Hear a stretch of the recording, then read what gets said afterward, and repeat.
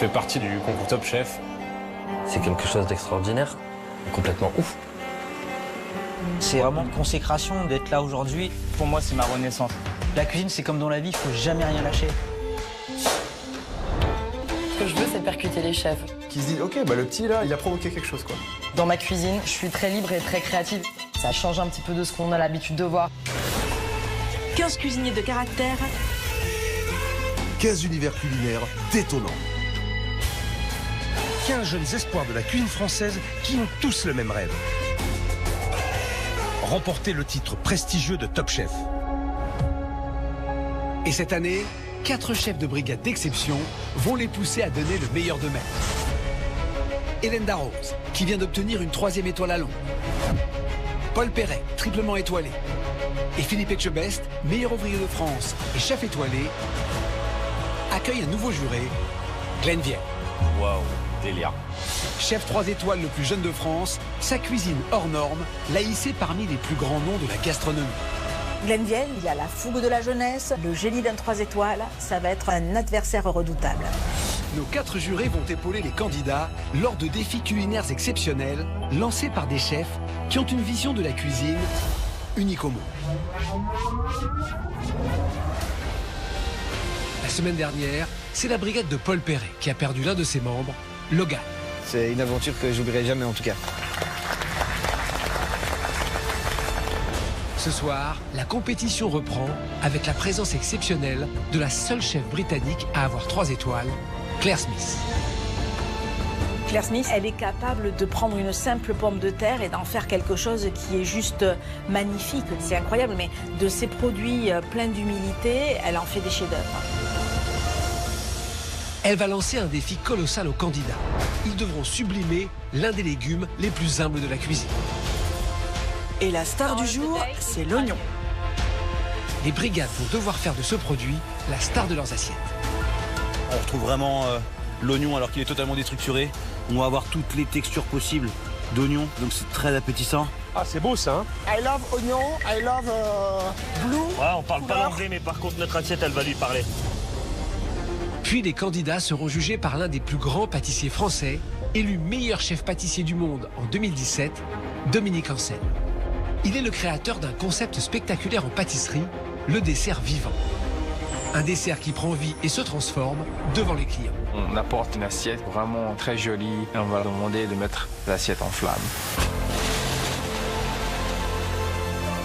Ça va changer le goût, ça va changer l'apparence. C'est juste magique. Les candidats vont devoir à leur tour servir un dessert qui va prendre vie sous les yeux de cet immense pâtissier. Une mise en scène qui devra être spectaculaire. Le dessert a pris vie, le dessert a disparu. Je pense que c'est très bien fait. Il y a une connexion émotionnelle, nostalgique. C'est très intéressant, c'est très moelleux, c'est très très bon. Jackpot. Au terme de ces 2 épreuves, les candidats non qualifiés se retrouveront en dernière chance et une brigade perdra l'un de ses membres. Alors, quel chef devra se séparer d'un candidat ce soir? Relax! We will win the competition!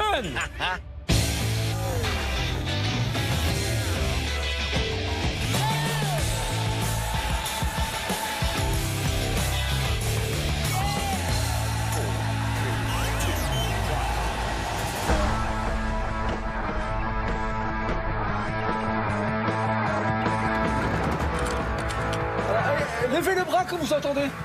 Hello, hello. Hola, mucho gusto. Sex Pistols, Philippe, envoie les Sex Pistols. C'est the Queen! Il est pas en quart de tour, lui. Alors, émission 5, épreuve 1, c'est parti.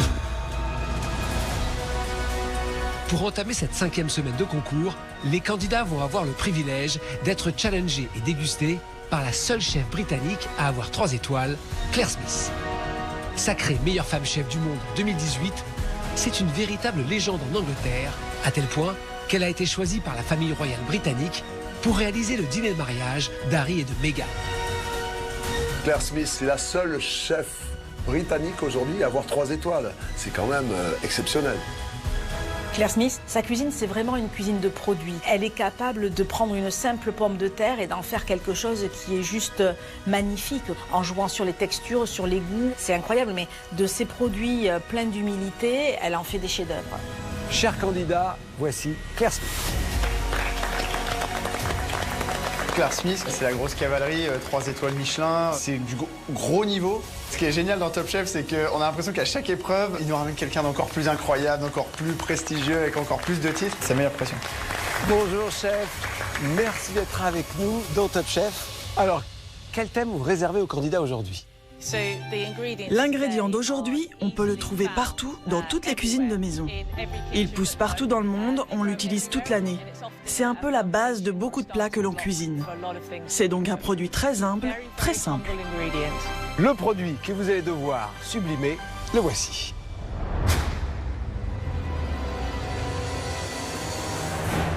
La star du jour, c'est l'oignon.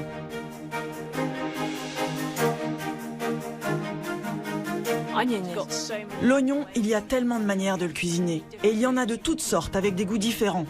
Mais en général, ce n'est pas le personnage principal, ce n'est pas la star du plat. Il est souvent relayé au second plan, comme un figurant dans un film. Ma cuisine est très orientée sur le produit. J'adore prendre un ingrédient et en extraire le meilleur. Pour mon plat aujourd'hui, je vais mettre en valeur l'oignon en l'associant avec du fromage. Il n'y aura que ces deux produits dans l'assiette. Pour commencer, j'utilise un oignon jaune. Cet oignon, il a un goût très doux, il a une bonne texture, il est assez ferme et il se tient bien à la cuisson, ce que je recherche justement pour ma recette. Je prends l'oignon que je cuis sous vide avec une réduction de vin rouge, du vinaigre et du sel. Je le laisse cuire 1h30. Ensuite, je le coupe et je le caramélise avec un chalumeau pour créer une saveur légèrement amère. Je sépare les pétales et j'en garde une partie pour réaliser une purée d'oignons. Ensuite, je vais réaliser une crème de fromage pour remplir les pétales d'oignon. Pour ça, je mélange du lait et de la crème et j'ajoute du cheddar et du parmesan. J'obtiens une bonne crème de fromage très savoureuse. Ensuite, je dispose cette crème de fromage dans les pétales d'oignon et j'assemble le tout. Je pense que le visuel d'un plat doit être percutant.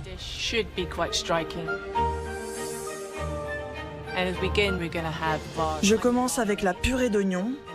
Ensuite, je dépose l'oignon farci. J'ajoute du parmesan soufflé pour apporter du croustillant. J'ajoute des pickles d'oignon pour l'acidité. Et j'ajoute des fleurs d'oignon et des rondelles d'oignon cébette. Tout dans cette assiette tourne autour de l'oignon. Aujourd'hui, l'oignon doit être au centre de l'assiette. Je veux voir l'oignon. J'ai bien conscience que c'est pas facile de se concentrer sur un ingrédient aussi simple. C'est un challenge compliqué. Et désolé, mais c'est Top Chef. Et je sais que ces candidats sont talentueux. Allez, on va passer à l'épreuve. 1h30. Je vous souhaite bonne chance. 3, 2, 1, c'est parti. Allez, c'est parti. Allez. Premier déjà au garde-manger, ça annonce la couleur. Les candidats vont cuisiner ensemble par brigade. À l'issue de la dégustation, la chef Claire Smith établira un classement. Seule la première brigade du classement sera qualifiée en entier pour la prochaine semaine du concours. Je vais chercher un autre pack. Allez les oranges, hein. Allez, on y va en lâche rien, hein. L'oignon aujourd'hui c'est nous, on va te faire pleurer comme jamais. C'est facile, mais occupe-toi de tes oignons, quoi. T'inquiète mon Paul, je vais m'occuper de mes oignons, mais surtout de mes oranges. Je suis sûr que ces trois-là vont réussir à emmener l'oignon très haut pour séduire Claire Smith. On est chaud. On est chaud bouillant. La brigade orange, c'est un peu une famille recomposée. On a Élise et moi qui étions dans la brigade solitaire. On a Lucie qui a perdu tous ses autres membres de la brigade. Donc cette semaine, je pense qu'on va clairement s'écouter, créer une osmose, une mayonnaise et aller chercher la gagne. Excellent. Ouais. Ben voilà. Allez là. On a la nuit. Allez là. Ouh, mais ça sent l'oignon ici, hein. Je vous trouve bien aujourd'hui. On est bien chef. Franchement, je vous en ai détendu, ça fait plaisir. Déterminé et détendu. Faut leur montrer qu'on n'a pas peur d'eux à côté, hein. On n'a pas peur. Aujourd'hui, je crois en vous, hein, grave. Hein. Chef. Mais plus que jamais, hein. Oui. Allez, qu'est-ce qu'on fait? Qu'est-ce qu'on a choisi comme oignon? On a pris oignon blanc qu'on va laquer, qu'on va travailler comme une viande, vraiment faire l'élément central. On va venir farcir avec une mousseline topinambour montée au beurre noisette. D'accord. Faire une huile avec les verres de cébettes et de ciboulette. Et leur faire des croustillants avec un oignon tranché au four. Votre idée, elle me plaît. Elle me plaît. Travailler l'oignon entier comme une pièce de viande, c'est très malin. Ça le met au cœur de l'assiette et c'est ce que la chef attend aujourd'hui. En plus, ils utilisent l'oignon blanc qui est doux et fondant. Ça, c'est bien. Par contre, attention à la cuisson et à la caramélisation qui va ramener beaucoup de sucrosité à leur plat. Il va falloir contrebalancer tout ça. Faites bien attention au sucre avec l'oignon, hein. C'est un peu le piège de la journée. Oui. Faut peut-être aller chercher quelque chose qui va venir toaster et donner du relief, ok? Oui. Allez, hein. Allez, Chef. qu'on sente une osmose entre Chef. vous. Aujourd'hui, c'est une victoire, hein. Oui. Allez, à tout à l'heure. Tout conseil du chef est vraiment bon à prendre. C'est une certitude. Ouais, ben, il a comme 3 Macs. Hein. Donc quand il nous dit de trouver un twist... Faut qu'on trouve. On se fait un petit point. Moi, je pense qu'on peut faire un bouillon clair avec oignon brûlé. On va voir ce que ça rend, mais moi j'y crois. C'est intéressant d'avoir un petit liquide qui vient rafraîchir quelque part, vraiment donner une autre dimension. Et pour moi, c'est aussi une manière de dire que c'est une autre texture d'oignon. C'est bien, ils ont trouvé une solution ensemble. Ce bouillon, c'est bien vu. Le goût de brûlé va amener une amertume qui peut très bien se marier avec le sucre de leur pièce d'oignon principale. J'attends de goûter, mais pour le moment, ils sont bien partis. Bon les gars, là, je me lance. Hein. Ouais, vas-y. Cette semaine, il faut que je trouve ma place, qui voit qui je suis et comment je pourrais être utile au sein du groupe. Voilà, il faut que je m'impose, que je dise les choses que je pense réellement. Je vois qu'Ellis prend les devants et ça me plaît. La semaine dernière, pour son entrée dans la brigade, il était un petit peu sur la réserve. Je veux qu'il se sente en confiance et qu'il ose, parce que c'est un sacré cuisinier. Je pense que la cuisine, c'est une manière de s'exprimer, comme dessiner, comme créer un plat, comme créer des textures et des saveurs et des goûts. Avant tout d'être cuisinier, je suis un artiste. Voilà, moi je me lance sur les oignons. Donc moi je me lance en gros sur le bouillon. Je prends mes oignons que je vais balancer au barbecue. Je le laisse bien griller. Le côté fumé, en fait, ça va apporter une complexité à le bouillon. Une fois que c'est bien grillé, la chaleur est bien entrée à l'intérieur, je viens le couper grossièrement dans une casserole bien chaude. Je mets un peu d'huile d'arachide. Je prends de la carotte, de l'oignon, de l'ail. Et après, derrière tout ça, une fois que ça a bien grillé, il y a les sucres qui se font, je prends une bouteille de vin blanc et je viens renverser dedans pour apporter du goût et beaucoup de saveur. Il est où le bouillon? Le bouillon, il est là, il est en train de cuire. On va le filtrer, chef. Et le bouillon, faut le twister. Il faut arriver à percuter, à élever un peu le petit bouillon d'oignon. Il faudrait quelque chose qui allège, qui apporte un peu de subtilité et qu'on ait des contrariétés en bouche. Rafraîchissez, hein. Fais-y quelque chose, hein. Oui, chef. Je vais mettre un peu d'haddock ou du gingembre, mais je suis pas sûr que c'est bienvenu. Ellis, il a une petite carapace, il est tout doux, il est sur la réserve, il a du mal à s'exprimer par moments. Mais voilà, quand faut y aller, faut y aller. Ellis, si t'as une bonne idée, fais-la. Vas-y. Chef. T'as un grand demain ou t'es pas un grand demain? Oui, chef. Eh ben alors, vas-y. Le chef, il a raison de me pousser un peu à l'envers. Franchement, je sais que j'ai des très bonnes idées, mais voilà, il faut y aller. Ah, parce que moi, j'aime beaucoup utiliser le gingembre. Ça donne du goût, ça donne du peps, ça le fait, t'as le smile avec. Donc voilà. Un petit peu de gingembre, c'est une très bonne idée, c'est parfait. Le haddock, on met pourquoi, les gars? Pour le côté? Fumé, chef. Fumé, d'accord. Attention, on l'amène subtilement. Ouais. Je suis fier d'Ellis. Il a bien fait d'imposer ses idées et sa vision de la cuisine. Le gingembre va ajouter du peps et le haddock va apporter une saveur fumée à ce bouillon. Il va vraiment donner du caractère à leur plat. Bravo Ellis. Et let's go, on commence à dresser, on dresse ici, ça va? On commence, on y va. Qui dresse, c'est moi? Ouais, c'est l'artiste qui dresse, Allez, comme artiste. toujours. Ok. Cette semaine, on est premier. Cette semaine, c'est On nous. fait du beau. C'est du notre bon. semaine. Voilà. Allez, yalla. Là, il faut faire quelque chose quand même de très élégant. On va faire une assiette very, very good et very, very beautiful. Super, Voilà. super. Comme ça, c'est bien. Tu vois, Ça va comme donner un peu de volume, ça va être On met volume. que là. Hein. Ouais. Ça me fait grave du bien. Pendant que je suis en train de dresser, ils sont tous là en train de me regarder. Je suis très content d'avoir ce soutien de Vichy Arnaud. C'est vraiment très beau. Donc continue comme ça maintenant. C'est l'assiette qui va qualifier les oranges, clairement. Bravo Ellis. Franchement, on a quand même fait une belle épreuve. C'est une belle épreuve. On peut être content de nous, je pense. Le dressage est beau. Il nous ressemble. Il y a du brut, il y a de la féminité, il y a de l'amour, surtout. Il y a beaucoup De la d'amour. poésie. Ouais, beaucoup d'amour. Beaucoup C'est d'amour. vrai. Ah, Pépère. Ouais. On a mis beaucoup d'amour. On a mis beaucoup d'amour. Il y a beaucoup de travail dans cette assiette. Et ça, c'est le résultat d'une équipe soudée. Ce bouillon, oignon brûlé, haddock, gingembre peut vraiment faire la différence. Bon, si ça plaît à Claire Smith, la victoire, elle est pour nous.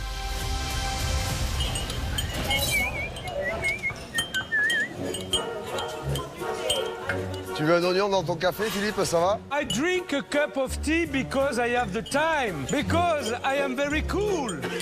Relax. Everything okay. We will win the competition. Si je suis détendu, c'est parce que j'ai la chance d'avoir une sacrée équipe. Depuis le début du concours, ma brigade enchaîne les victoires. Avec une brigade pareille, ce n'est pas un oignon qui va leur faire peur. Bon, la première place est attribuée à la brigade bleue.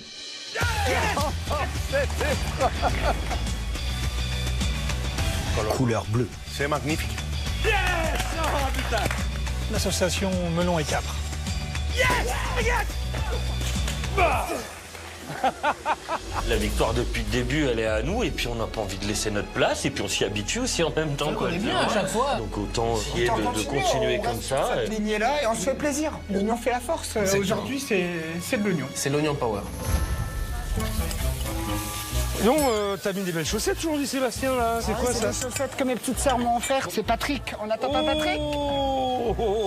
Ma famille, elle est toujours avec moi. J'espère que ta recette sera à l'image de ton sourire et de tes chaussettes. Oui, chef. Alors, comment allez-vous procéder pour épater la chef Claire?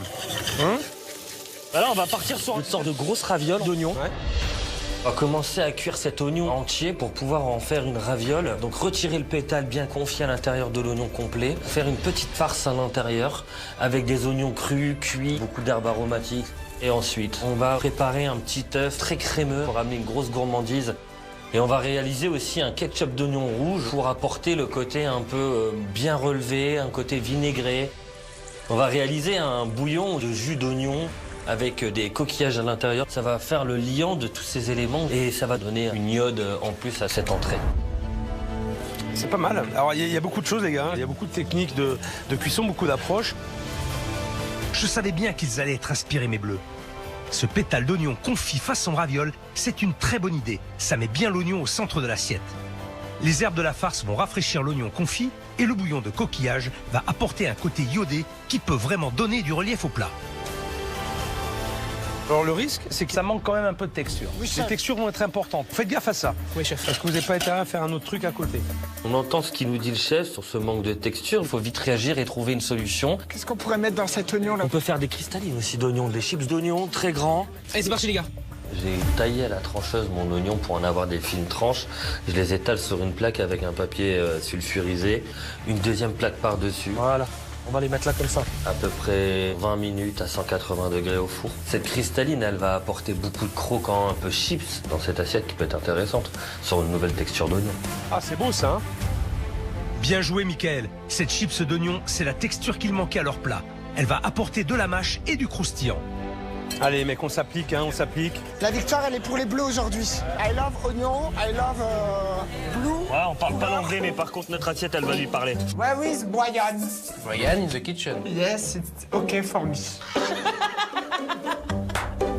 Moi, je suis en train de ciseler des herbes pour apporter du relief à notre assiette, à notre farce.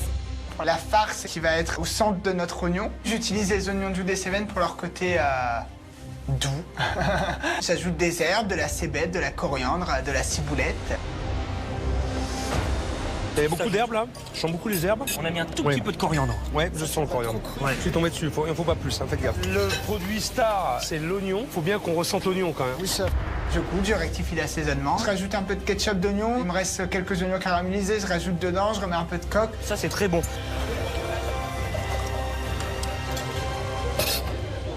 Ouais, c'est bien ça, Sébastien. Une bonne idée. Ce qui est génial avec le chef Etchebest, c'est qu'il te pousse toujours pour aller plus loin. Grâce à lui, plus les semaines avancent, plus j'apprends à prendre confiance en moi. Et c'est génial. Bon, je suis rassuré. Dans cette farce, on n'a pas perdu le goût de l'oignon. C'est bien équilibré. Maintenant, il ne leur reste plus qu'à me faire un beau dressage. Élégant, les gars, de l'élégance, hein. De l'élégance, ok, chef? Donc maintenant, tu veux dresser obligatoirement dans une assiette creuse? T'as pas peur que le creux, ça... Il y a du bouillon, il y a du bouillon. Au moment du dressage, un gros moment de flou, on ne sait pas où on va. On a plein d'éléments, comment on va les dresser, comment on va réussir à avoir une assiette harmonieuse, on ne sait pas. C'était beau, moi je trouvais que c'était beaucoup plus beau. Ouais, mais le ketchup, comment on va le mettre alors dans ce cas-là? Tout le monde s'affirme, tout le monde voit un peu le dressage comme il l'entend. Il commence à y avoir une grosse tension quand même. Tu vois, là il est fermé, il est blanc, il est visuel, on a de l'oignon. On essaie, c'est pas grave. Moi je trouve ça plus joli, parce que ça c'est vu. Devant moi, j'ai les deux gars du Nord qui sont un peu en train de s'embrouiller, de fighter, ils sont pas d'accord. Putain, c'est pas bon les gars, c'est la première fois que ça nous arrive. C'est beaucoup plus moderne ça que ça. L'œuf et le bouillon, moi je préfère ça. Tu préfères ça? Ah ouais, large. À la fin, les deux coqs sont en train de se mettre d'accord, du coup on commence à faire le dressage. 3 éléments, notre oignon farci. Le ketchup dans le fond. Je vais venir poser l'œuf délicatement ici. Ça c'est bien. Parfait. Notre petite tuile pour apporter quelque chose d'assez croustillant et gourmand. Notre recette est très jolie. Il n'y a que de l'amour, il y a de l'attention parce que c'est la cuisine, c'est comme ça. Aujourd'hui, l'oignon, il va save the queen. Et toi, et pour qui? Pour les bleus. Allez. Même si Michael et Sébastien ont eu un léger désaccord sur le dressage de cette assiette, ils s'en sortent bien. Leur assiette est élégante. Si on retrouve bien le goût de l'oignon et qu'il y a de la texture, la première place, elle est pour les bleus. Vous savez ce que ça fait l'oignon? Ça fait pleurer. Et vous allez tous pleurer après l'épreuve. Et j'adore quand tu es sûr de toi comme ça. J'adore parce qu'en général, c'est à ce moment-là que tu plonges. Tu vas voir. Les insolents seront toujours punis. Allez les filles, on y va. Hein. Là, ce coup-ci, c'est vraiment la première place qu'on vise. C'est le but de la journée. Il n'y a pas d'autre option, c'est pas possible. On a quand même pris pas mal de claques. On a eu des bonnes dégustations, mais pour l'instant, très peu de victoires. Donc voilà, là, l'idée, c'est d'avoir une bonne déguste et une pole position avec, quoi. Premier ou deuxième, ce serait bien. Différent, faut mais... dégommer les bleus. Ouais. Ah, les bleus. Tellement à battre les bleus. La victoire, elle est rouge, hein? Oui, chef, elle est rouge, la victoire. Ok, chef. Alors, comment allez-vous faire pour sublimer l'oignon aujourd'hui? En fait, l'idée, c'est de retrouver un peu le visage d'un oignon, d'avoir vraiment une sphère d'oignon déstructurée, avec un cœur coulant, et tout autour, faire comme des petites écailles de chips d'oignons grelots. Ah, c'est bien ça. Ouais. Dans notre recette, il y aura un espuma d'oignons caramélisés, assaisonné de café et de miso, qui sera pris dans une gelée végétale faite à partir d'extraction d'oignons brûlés. À l'intérieur de cette demi-sphère, en insert, on va faire un petit oignon grelot confit farci d'une réduction d'oignons rouges.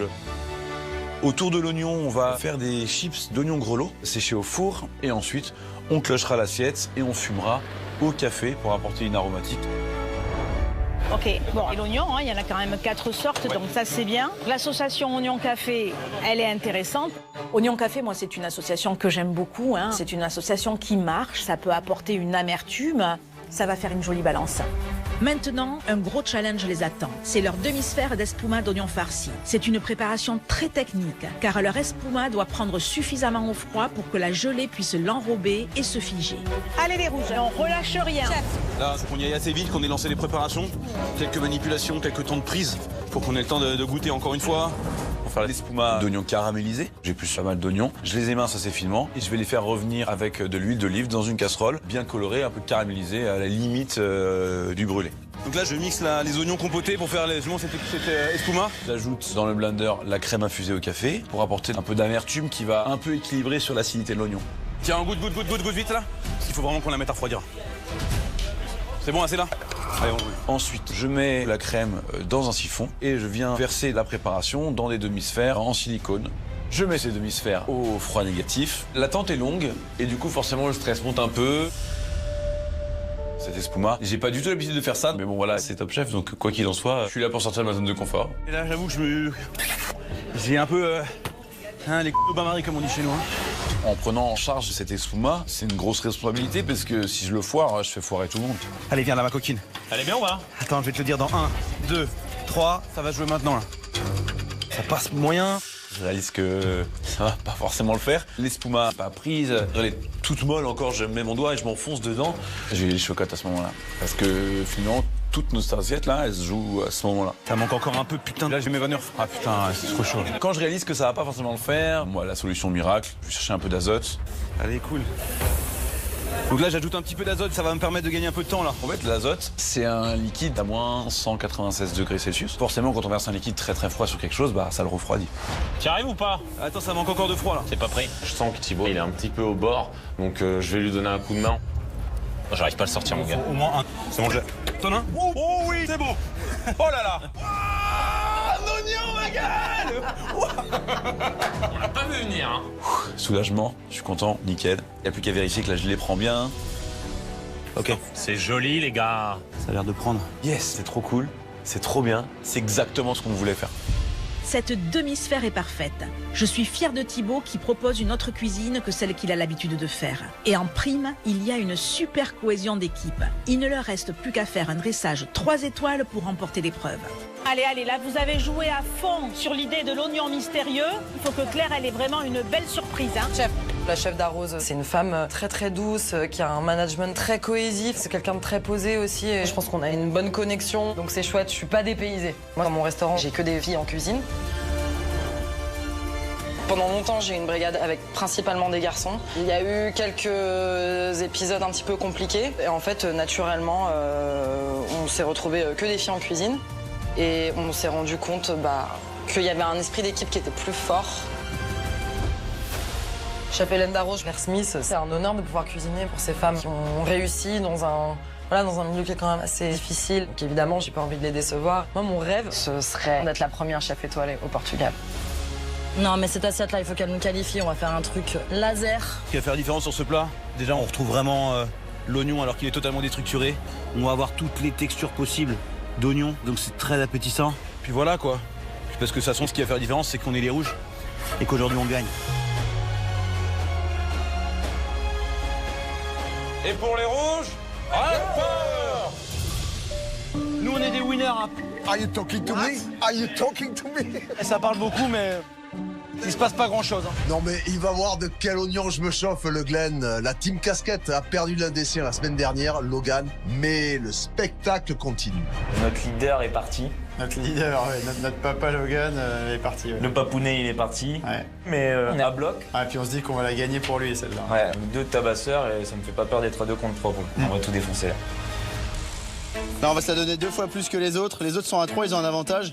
Nous, on va venir les challenger à 2. Là. Allez, les violets, on est déjà parti à fond. La première place ou rien, chef. Elle est super importante, cette épreuve. Oui, chef. Si vous passez, c'est pas un avion qu'on fait, c'est un Boeing 747, je vous le dis tout de suite. Ça marche, chef. Bon, comment vous allez faire pour séduire la chef Claire Smith? Alors, l'idée générale du plat, c'est de partir sur salade d'oignon, quelque chose d'assez élégant, mais sans oublier la gourmandise. Voilà. Okay. On veut réaliser quelque chose d'assez léger, rafraîchissant, dans cette idée un peu de salade. Donc on va venir juste blanchir des gros oignons blancs au four vapeur. On fera de beaux pétales. On décide de travailler l'anguille, donc juste des petits dés qui vont venir composer notre salade. Et on va garder la peau pour faire un bouillon avec de l'oignon brûlé qui vont former en fait une espèce de gelée. Et aussi, on décide de travailler l'oignon rouge en pickles, tout simplement. Et à côté de cette assiette, on décide de préparer un petit millefeuille avec des belles tuiles d'oignon et une espèce de mousse d'oignon avec la mimolette qui va s'inscrire un peu plus dans quelque chose de réconfortant en fait. Voilà, 2 éléments et l'oignon à fond la caisse. Bon, alors les gars, moi j'aime bien votre recette. Mais n'oubliez pas l'assaisonnement de cette fameuse salade. J'ai l'impression qu'il manque une acidité. Ça doit pepser parce que je vois pas à mon œil, il est où le peps? Là, il y a pickles, d'oignon pickles, c'est fort. Hein. Ça va titiller la papille. Hein. Attention quand même, oignon. Attention qu'il n'y ait pas trop d'oignons. Faut pas s'étouffer d'oignons, on est d'accord. C'est bien d'avoir autant d'oignons. Ouais. D'accord, mais il faut vraiment qu'il y ait quand même du contrepoint dedans. Ok, chef. Alors l'oignon, c'est vraiment le centre de l'assiette, mais ça ne veut pas dire qu'il ne faut pas quand même donner de la respiration au plat. Il faut pouvoir rebondir sur quelque chose, un peu comme on vient chercher une moutarde quand on mange un steak, on part sur une autre tonalité pour apprécier la prochaine bouchée. Donc regardez l'assaisonnement de cette salade qui me semble quand même important. Qu'on vienne pas vous reprocher ça tout à l'heure. Hein. Ouais, chef. Ok. Ok, bah le chef il est plutôt content, j'ai l'impression. Ouais, il a l'air d'être séduit. Juste, il nous a alerté sur l'équilibre, que notre petite salade là qu'on annonce, faut que ce soit laser. En plus, c'est une chef 3 étoiles, donc c'est pas le moment de se foirer là-dessus. Pour la salade, Lilian va vraiment s'occuper de ces gros oignons qu'on va cuire au four vapeur, qui va détailler, former des pétales, faire mariner. On décide de travailler l'oignon rouge. Il y a une partie qu'on va laisser juste fraîche en pickles et une autre partie qu'on va légèrement fariner et faire frire, un peu onion rings, qui va venir apporter ce petit côté croustillant. En assaisonnement, est-ce qu'on pourrait mettre là-dedans? Je vais goûter ma bouchée. Moi, j'ai toujours besoin de goûter. C'est vrai que le chef, il a raison. Il manque un peu d'acidité à l'assiette. T'es obligé de cogiter, t'es obligé de sortir de ton confort, tu vois. Tac. Putain, faut que je trouve une idée. Je vais au garde-manger, je vois un citron vert ou un citron jaune, mais j'ai pas envie de partir sur ça. Puis là, d'un seul coup, je vois le fruit de la passion. Ça, c'est culotté. J'ai jamais vu du fruit de la passion avec de l'oignon, en tout cas. Ça peut être la bonne idée. Je vais voir, j'essaye pour amener un peu de fruit, un peu d'acidité. J'essaye. Pourquoi pas? Ah, c'est bien pour moi. C'est bien? Allez, on y va. Ah, c'est bon. Franchement, ça fonctionne bien. Ça fait quelque chose de acide, sucré, rond, qui se répond vachement bien. Donc là, Moi j'applaudis. Lilian, t'as fait du bon boulot. Tu sens ou quoi, mec? Tu sens la victoire ou C'est quoi? la victoire. Bien joué Lilian. Déjà, la semaine dernière, il avait ébloui le chef Adouritz avec des sucettes glacées de langoustine. Et franchement, de réussir à tirer dans le mille sur l'équilibre des goûts, c'est vraiment très bien. Et cette semaine, il confirme qu'il a une cuisine percutante. Ce fruit de la passion, c'est le petit kick acide qui manquait à cette assiette. Ça va apporter du relief à leur salade d'oignons, en espérant bien sûr que ça plaise à Claire Smith. Allez mon gars, allez mon Tintin, on lâche pas. J'y vais là, je commence là pour le coup. Aujourd'hui, travailler pour une des plus grandes chefs au monde, ça m'inspire. Cuisiner pour une femme, c'est important parce que j'ai toujours été élevé par des femmes. Mes sœurs et ma mère, ils m'ont toujours suivi. Elles ont toujours été mes premières fans. On est tous derrière lui. Quand il nous a dit qu'il arrêtait la cuisine par rapport à ce Covid. Grande déception. Oui. Ouais. On l'a compris, on l'a soutenu parce qu'on le soutient toujours. Mais sa passion première, c'est la cuisine. Lilian, c'est un combattant, donc il ne décrochera pas. S'il veut aller chercher 1 étoile, 2 étoiles, 3 étoiles, et ben moi, il travaillera jour et nuit, mais il y arrivera. Je sais que mon entourage, il a confiance en moi. Alors pour le coup, je vais tout faire pour les rendre fiers et gagner Top Chef. T'en penses quoi? Ouais, c'est chouette, c'est chouette. C'est beau, c'est minimaliste et ça nous ressemble finalement. 2 gars qui démarrent dans la même équipe, qui finissent tous les deux en finale, je suis pas sûr que ça ait déjà été fait. Ah ouais, Tiens, on va faire une première sur Top Chef. Alors suivez-nous toute la saison. Attention, il ne vous reste plus qu'1 minute. Allez, on se qualifie. Hein. C'est chouette, c'est épuré, c'est beau, ça va bien, c'est... Une brigade va se qualifier tout entière pour la semaine prochaine. Allez, attention. Allez. Ça va aller, ça va aller. Première assiette, elle est pour nous, là, on la sent là. En tous les cas, ça sent bon en cuisine. Vas-y, Elise. Vas-y, Bé. Vas-y, Pépé. Vas-y, Pépé. Attention, 5, 4, 3, 2, 1, 1, top, c'est terminé. Voilà.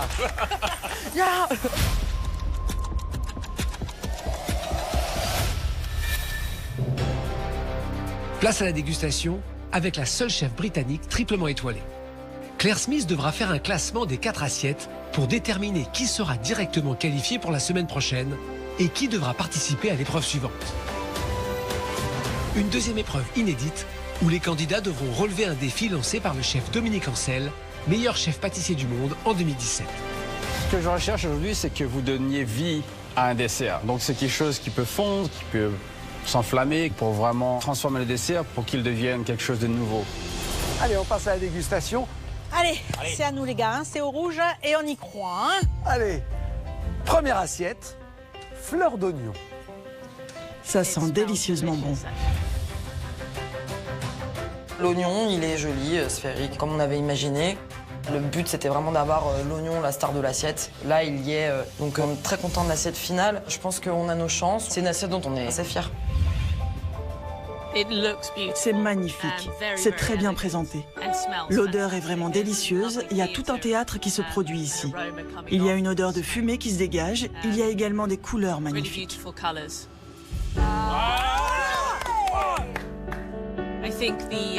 J'aime particulièrement les petits chips d'oignons. On dirait vraiment une grande fleur. On sait qu'il y a un grand nombre de textures que nous allons déguster. On dirait vraiment un oignon, en fait. C'est non, ça. Allez, ça c'est des bons points, ça. On va voir comment ça se passe à la dégustation.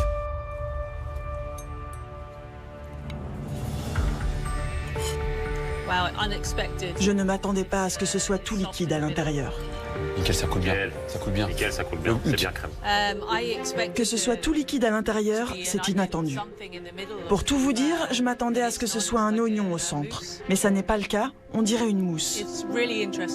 C'est très intéressant, il y a des pickles d'oignon, il y a un aspect crémeux à l'intérieur. La texture de l'oignon est intéressante. Et bien entendu, il y a ce côté fumé qui ajoute une touche de complexité à ce plat. C'est bien ça, complexe. Complexe, surprenant, splendide, merci, on t'aime. Les saveurs sont délicieuses, mais il y a un petit goût fumé qui revient dans ce plat. C'est oignon brûlé qu'on a fait. Est-ce que c'est une bonne idée sur le principe d'associer l'oignon et le café? Moi j'aime bien l'idée. Je pense que les deux vont très bien ensemble. J'aime bien le côté grillé du café et bien entendu il y a ce côté amer qui va très bien avec. Si je dois faire une critique, c'est que peut-être que ça manque un peu de texture. C'est très mousseux Peut-être qu'il faudrait d'autres morceaux d'oignon. Mais c'est vraiment un plat qui est très satisfaisant et qui est très agréable à manger. Il n'y a rien d'ennuyeux dans cette recette, c'est très créatif. Wow. Bon, Love. Voilà. Vive la Bretagne. On a mis la barre là, hein. D'accord? Donc là, on a la pression, ils ont mis la barre haute. Encore une appellation en anglais pour vous, chef. Great Onion. J'aime beaucoup la fraîcheur de l'assiette. C'est vrai qu'on se démarque bien sur cette assiette. C'est joli, c'est coloré. Elle est belle, elle est gourmande, il y a du boulot. Il y a du boulot, hein. Je me dis, c'est chouette, hein. Première réaction. Je vois différentes préparations, beaucoup d'éléments, il y a beaucoup de travail. Je vois bien qu'il y a peut-être une inspiration tropicale, il y a beaucoup de couleurs vives. L'idée de proposer 2 services, ça vous plaît? Ouais, tout à fait. Moi, j'ai aucun problème avec ça. C'est au contraire très bien d'avoir un autre service sur le côté pour ajouter un peu d'intérêt à ce plat. On passe à la dégustation?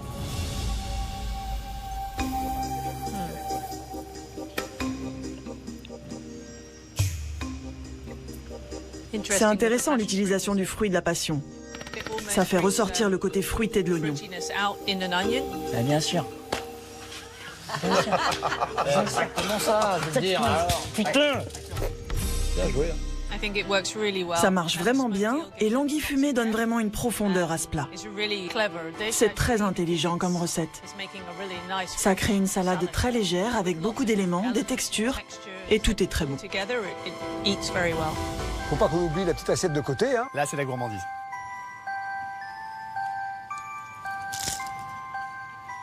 Alors, c'est vraiment délicieux. Ah, très délicieux. C'est bon. On y croit. Ce qui est assez intéressant, c'est que ça reste assez croustillant et le fromage ajoute quelque chose de très crémeux. C'est très bien. En revanche, ce petit service, bien qu'il soit en soi délicieux, n'ajoute pas grand-chose à ce plat. Ah merde. vous, l'assiette principale suffit à votre bonheur. Le mieux est l'ennemi du bien, comme dirait un certain chef Perret. Non, mais on y croit quand même. Là, on y croit quand même. Je dis que c'est pas de lui, ça, quand même. Chef, une appellation à nouveau en anglais, l'oignon what else? Quand je vois l'assiette, elle nous ressemble, elle est belle, elle est élégante, il y a du caractère comme nous trois et les goûts sont bons. L'oignon est au centre, il y a de l'oignon et il y a de l'oignon. Pour le coup, c'est top. C'est vraiment magnifique. L'oignon est mis en valeur, ça a l'air parfaitement caramélisé. Ça commence pas mal. Ouais, on est dans le sujet, on est dans le sujet. Une chef séduite, on continue. Déjà, première impression sur la sauce, je vois que vous avez goûté. Oui, elle est bonne. Il y a beaucoup de sucre qui ressort, mais il y a de la fraîcheur.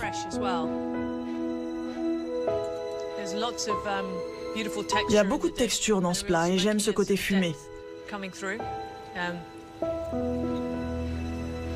Il y a une excellente caramélisation sur les oignons. Ah, c'est pas mal. Ah, c'est bien, c'est bien.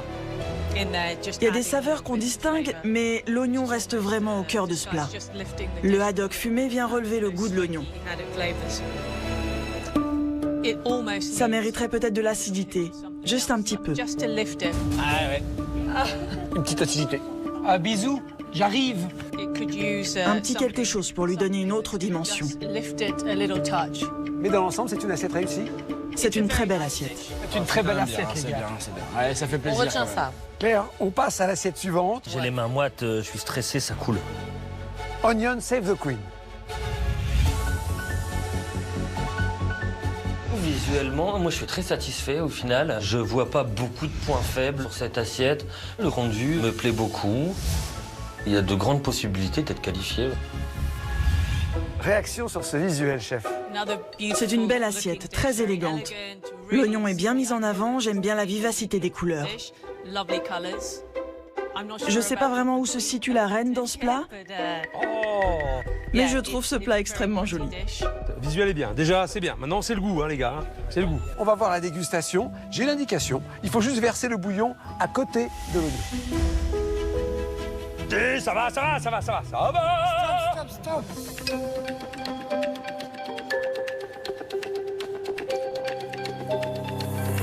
C'est un plat très aromatique. on distingue des notes fraîches, de l'acidité et de l'iode. Par contre, j'ai le sentiment qu'il y a beaucoup de purée, beaucoup de bouillon, beaucoup de liquide avec le jaune d'œuf. Ça mériterait donc d'être agrémenté de texture pour compenser un peu tout ce liquide. Mais c'est un bon plat, il y a un bel équilibre et une belle utilisation des ingrédients pour se marier avec l'oignon. C'est moyen, c'est moyen, c'est moyen, c'est moyen, c'est moyen, c'est moyen. Moyen. Chef, je vais maintenant vous demander de classer les assiettes de la première place à la 4e place. Ce classement va avoir une importance déterminante pour la suite du concours. C'est le moment de vérité. Claire Smith va révéler son classement.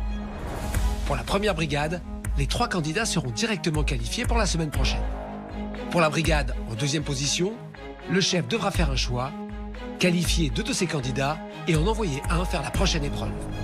Pour la brigade en 3e position, le chef devra choisir un candidat qui sera qualifié, les 2 autres participeront à la prochaine épreuve. Et pour la dernière brigade, tous les candidats participeront à l'épreuve suivante. Allez, place au verdict et au classement, mais auparavant, chef, comment s'est passée cette dégustation? Ils ont vraiment très bien travaillé. Chacune de ces 4 assiettes mettait l'oignon en valeur. L'oignon était vraiment la star aujourd'hui. Ce qui m'impressionne le plus, c'est qu'en 1h30, ils aient réussi à réaliser des plats absolument sublimes, qui étaient aussi beaux au visuel qu'au goût. J'adore le fait qu'ils aient autant osé. Ils ont été très créatifs, ils n'ont pas eu peur d'y aller. Mais il faut un classement qui va avoir une influence considérable sur la suite du concours. Je vais ménager le suspense. Chef, je vais vous demander de me dire quelle assiette est classée en 2e position. Ça s'appelle fleur d'oignon. Fleur d'oignon. Fleur d'oignon. Bien joué, les gars. C'est la brigade d'Hélène Darroze qui arrive en 2e position. Ça veut dire qu'au moment où on se parle, Hélène va avoir la noble tâche de qualifier 2 de ses candidats pour la semaine prochaine et l'autre candidat participera à la prochaine épreuve. Oh purée, c'est trop difficile. J'ai un choix cornélien à faire entre Wilfried, Thibaut et Louise. Dans ma tête, c'est vraiment la confusion. Qui je sauve pour la prochaine semaine? Qui est vraiment armé pour la prochaine épreuve? Bon, je te fais confiance, Ok, Louise. très bien. Voilà. Je pense que c'est le meilleur choix. Ça me va. Je respecte totalement le choix de la chef Darroze. Je vais y aller, je vais tout donner, je suis prête. En tout cas, je vais me donner à fond. On poursuit le classement clair avec l'assiette classée en 3e position. C'est Onion Waters. C'est la brigade orange de Glenn Viel. Ça veut dire que Glenn va devoir qualifier un de ses candidats et les 2 autres participeront à l'épreuve d'après. 3e position, forcément une déception. On aurait voulu faire mieux. Après, voilà, c'est comme ça. Il faut faire avec. Il faut déjà passer à l'épreuve d'après, quoi. Faut pas tergiverser 15 ans. Ok, donc Élise et Arnaud. Ok. Parfait. De toute façon, moi j'ai confiance dans toute mon équipe. Donc un coup c'est l'un, un coup c'est l'autre. Je n'ai pas spécialement de stratégie. J'ai envie que ça tourne et qu'on s'enrichisse comme ça, en passant les étapes. Parce que de toute façon, il faut toutes les passer. On grandit tous ensemble. Exactement. On y va, motivé, on y croit, vous allez tout me déchirer. Hein. On va tout déchirer. De nouveau la brigade du tigre. Ouais, encore une fois plus. Ben voilà. Allez chef, c'est le moment crucial de cette épreuve. Nous allons savoir quelle brigade remporte la première place et du coup celle qui est 4e. C'est encore marrant, c'est encore les violets contre les bleus. Les ponts Aujourd'hui on gagne. Aujourd'hui c'est l'équipe bleue en force. Et feu. On l'a gagné les ponts nous celle-là. Chef, je vais vous demander de me dire quelle assiette remporte cette épreuve. Chef, je vais vous demander de me dire quelle assiette remporte cette épreuve. It is great onion. Et on est parti pour l'avion.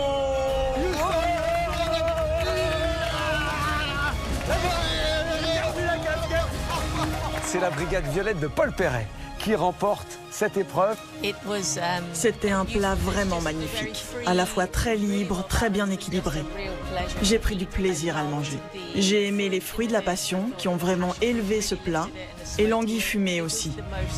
Pour moi, c'est le plat qui était le plus abouti. Ouais, bravo. Bon, ben voilà, c'est Paul qui gagne ce coup-ci, voilà, c'est comme ça. Merci beaucoup Claire d'avoir participé à cette 13e saison de Top Chef. Ça a été un vrai plaisir, un honneur pour nous. Merci à vous de m'avoir invité, merci beaucoup. Merci Claire, bon retour en Grande-Bretagne.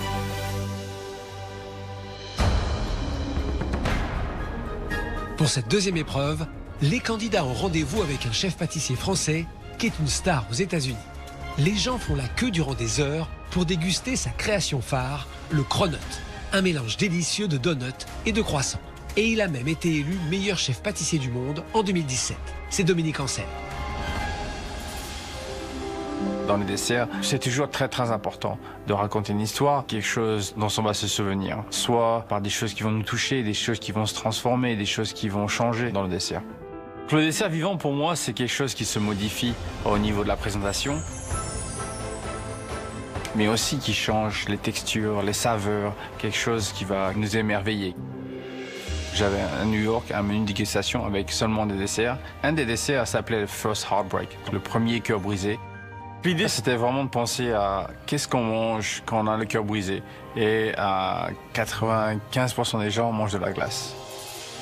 Donc pour réaliser le Heartbreak, je commence avec une glace à la bergamote. On va mélanger les jaunes d'œufs, le sucre, le jus de bergamote, le lait et la crème, et on va cuire comme une crème anglaise. Une fois que c'est cuit, on va passer ça à la turbine à glace. Pour moi, la bergamote, ça apporte beaucoup d'élégance, ça rafraîchit. C'est quelque chose qui va très bien se marier avec un enrobage au chocolat qui va symboliser un peu ce comfort food, le plat de réconfort après une histoire émotionnelle.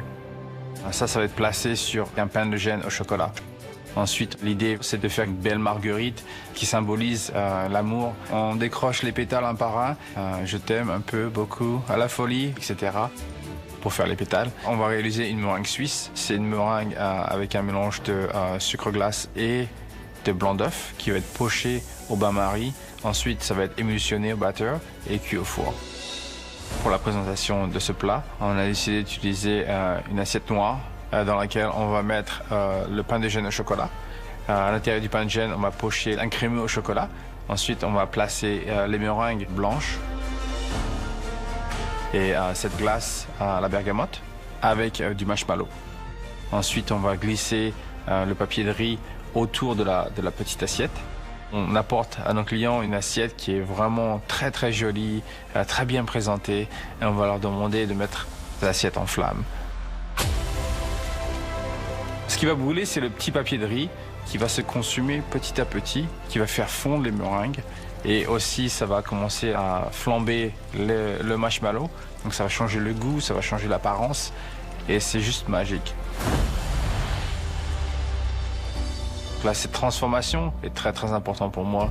C'est comme l'amour, ça commence avec quelque chose de très joli, très merveilleux. Et quand ça marche pas, ça finit en cendres. Ce que j'attends des candidats aujourd'hui, c'est qu'ils racontent une histoire, quelque chose qui va me faire sourire, quelque chose qui va m'intriguer, mais pas seulement pour le visuel, mais aussi pour le gustatif, au niveau des saveurs, des textures. C'est très complexe à réaliser et c'est un challenge qui va vraiment déterminer qui est créatif dans l'équipe et qui vraiment peut s'en sortir en pensant différemment. Voici Dominique Ansel.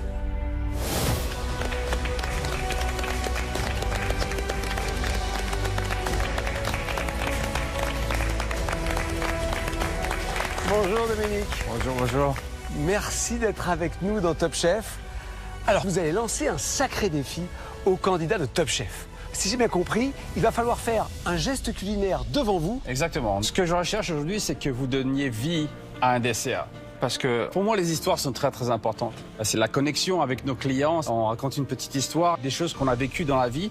Et ça, c'est très intéressant. Donc, c'est quelque chose qui peut fondre, qui peut s'enflammer, quelque chose qui se transforme, mais quelque chose qui aussi transforme le goût, les textures. On cherche quelque chose qui soit un peu plus complexe pour vraiment transformer le dessert pour qu'il devienne quelque chose de nouveau dans l'assiette. Sacré challenge aujourd'hui. J'ai une question quand même. Est-ce que vous avez ramené des cronuts? Ah, je ne l'ai pas ramené avec moi. Il va falloir venir à New York pour ça. Ah, je refuse la compétition. Bon, c'est parti pour l'épreuve de Dominique Ansel. Dans 3, 2, 1, allez-y. Allez les gars. Les candidats ont cuisiné pendant 2 heures pour préparer leur dessert vivant afin qu'il soit le plus spectaculaire possible. Maintenant, ils vont chacun leur tour venir le présenter devant le chef Dominique Ansel. Leur but, faire de ce moment un vrai spectacle. À la fin de toutes les dégustations, le chef choisira les 3 meilleures assiettes. Les candidats qui les auront réalisées seront directement qualifiés pour la prochaine semaine. Les autres iront en dernière chance. Et la dégustation débute tout de suite avec Louise. Voici mon dessert. L'idée, c'était de faire un dessert un petit peu régressif avec de la barbe à papa, de la framboise, du lait de chèvre, un peu de côté crumble. Ok. J'ai voulu en fait miser sur des goûts assez simples, assez réconfortants. Moi, quand j'étais petite, j'avais pas spécialement de petits biscuits. Moi, j'avais les tartines de pain avec un petit peu de fromage de chèvre. Mon papa faisait de la marmelade. Et après, toujours les petits bonbons durs qui étaient à peu près, je pense, la seule petite fantaisie que mes parents nous accordaient en tant qu'enfants. Donc voilà, je vais faire un petit clin d'œil à mon enfance. Ok. C'est intéressant. Donc, pour mon dessert vivant, j'ai voulu créer plusieurs surprises. La première, en fait, qui sera la barbe à papa qui fond. Et par son acidité qui va venir changer la couleur de mon petit bouillon, qui va passer du bleu donc au rouge. On découvrira une petite surprise à l'intérieur, donc une boule de chocolat. Donc c'est de surprise en surprise. J'aime beaucoup l'idée du changement de couleur. C'est quelque chose qui est très difficile à maîtriser. Je suis curieux de voir. Je sais que la couleur va changer. Par contre, quel va être le rendu final, ça je sais pas. Donc voilà, maintenant on croise les doigts et ça va le faire. J'espère que le dessert de Louise va prendre vie comme elle l'a prévu. En tout cas, il y a 2 heures, quand elle a commencé à cuisiner, elle savait parfaitement où elle voulait aller. Pour le dessert vivant, moi j'ai tout de suite pensé à quelque chose qui change de couleur. Du coup, je vais faire une barbe à papa à base d'un bonbon acidulé. Après, je vais faire une coque de chocolat blanc. Dans mon idée, je la mettrai dans la barbe à papa. Et à côté, je vais faire un bouillon de chou rouge. Et en fait, quand le chef en salle va venir déposer la barbe à papa sur le bouillon, la barbe à papa va disparaître et apparaîtra la petite boule de chocolat. Au contact du liquide. Ouais, et en fait, l'acide va faire changer de couleur et le liquide deviendra rouge. D'accord. Après, voilà, il faut que tu sois sûre que ton bouillon va passer du violet au rouge, quoi. Ouais, je pense que ça va marcher. Louise, elle me bluffe. Elle va toujours chercher la difficulté, elle va toujours chercher ce qui peut faire le petit plus. Je trouve que c'est génial. Donc, ok. Et alors ensuite? Ensuite, au fond, j'aurai un crumble, graines de coriandre, voilà, un truc un peu régressif qui fait plaisir. Je vais rajouter une petite marmelade de fruits rouges, un semi-freddo de lait de chèvre infusé avec des fleurs. Ok. Ouais, c'est une bonne idée, ouais. Sa recette tient bien la route et le spectacle s'annonce incroyable. Bah oui, un bouillon de chou rouge qui change de couleur au contact d'une barbe à papa acide, je n'ai jamais vu ça. Maintenant, sa recette comporte 2 risques. Le premier, c'est ce fameux chou qui risque d'apporter beaucoup d'amertume au dessert. Le second, c'est cette boule de chocolat blanc à l'intérieur de la barbe à papa. Si elle est trop fine, elle va casser. Si elle est trop épaisse, ça ne sera pas agréable à la dégustation. Mais c'est en prenant des risques qu'elle va faire la différence. Alors j'y crois. Allez, je compte sur toi. Merci chef. J'ai quand même un petit peu la pression. Je sais que quand je suis toute seule, je me fais confiance et je charbonne et j'arrive à sortir un truc. Donc j'y vais et je vais tout donner. Alors, là je vais lancer ma base pour le liquide qui va changer de couleur. En fait, faire un bouillon de chou rouge juste pour extraire la couleur. Il y a certains aliments comme le chou rouge ou l'oignon rouge par exemple. Si tu mets un petit peu d'acidité un peu dessus, genre un jus de citron, très rapidement il va changer de couleur. Voilà, l'important c'est quand même le visuel sur ce dessert. Donc chou rouge, brigade rouge. J'espère que ça va me porter chance. Le truc de changement de couleur, je pense que c'est une idée cool, mais j'en ai jamais fait, donc du coup là il y a quand même un petit stress. Je fais un petit peu l'apprenti chimiste aujourd'hui, ça va être instinctif. Donc je porte à ébullition un peu de chou rouge émincé dans de l'eau et un petit peu de sucre. Ça va donner une couleur vraiment bleue. Là je vais le faire bouillir vraiment 2 minutes, juste pour récupérer l'eau, mais j'ai un peu peur du goût quand même. Je veux que ce soit pas trop fort parce que ça reste un dessert, donc chou rouge en dessert, c'est vraiment pas du tout ce que je veux. C'est vraiment, moi, juste l'élément colorant qui m'intéresse. C'est parti! Et là, je passe mon bouillon de chou rouge. Il est beau, il est bleu, un peu violet. Ce que je voulais, c'est bien. Et ça goûte pas le chou, donc fantastique. Tout bang, comme on dit chez moi. Yes, il n'y a pas de goût de chou, c'est parfait. Donc là, je croise les doigts pour que ça change de couleur et qu'on ait un petit waouh à la dégustation. Ok, super. Donc là, je commence la boule en chocolat qui va aller dans la barbe à papa. Je fais fondre mon chocolat et ensuite, je vais venir le couler dans des demi-sphères. Là, ce qui va être important, c'est de ne pas faire des coques qui soient trop épaisses. Sinon, à la dégustation, le chef va taper dedans et ça va pas se briser. Mais si elles sont trop fines, j'arriverai jamais à les démouler. Voilà, mes coques là, j'espère qu'elles sont pas trop fines. On va mettre ça en cellule directe là. J'attends quelques minutes, le temps que le chocolat prenne bien. C'est trop fin, c'est trop fin, c'est trop fin, c'est trop fin. C'est tellement fin que du coup le truc c'est sûr il va se casser. Mais là tu t'es mis dans une galère ma vieille. Je vais aller venir les réépaissir un tout petit peu. Vas-y, là, il faut que todos los días conmigo parce que sinon on est mort, quoi. Je vais les remettre au frais. Pour couler le chocolat, là, c'est quand même une sacrée galère. Je cours de partout. Attention, si j'échoue, j'ai pas de dessert vivant. Donc là, quand même, grosse pression. Showtime. Là, démouler, c'est pas évident. Du coup, je me mets dans la cellule avec mon chocolat. J'essaie de démouler le truc, mais il faut y aller avec une délicatesse incroyable. Putain, j'en ai sorti une. Yes. Dans ma tête, c'est nimp. C'est un truc de ouf. Que j'y arrive, c'est oufissime. Ça marche, quoi. Franchement, là, c'est magique. Ok, vas-y, je vais remplir mes petites billes. Du coup, je décide de mettre quelques petites brisures de framboise dans ma boule de chocolat blanc. Je mets mon huile de capucine.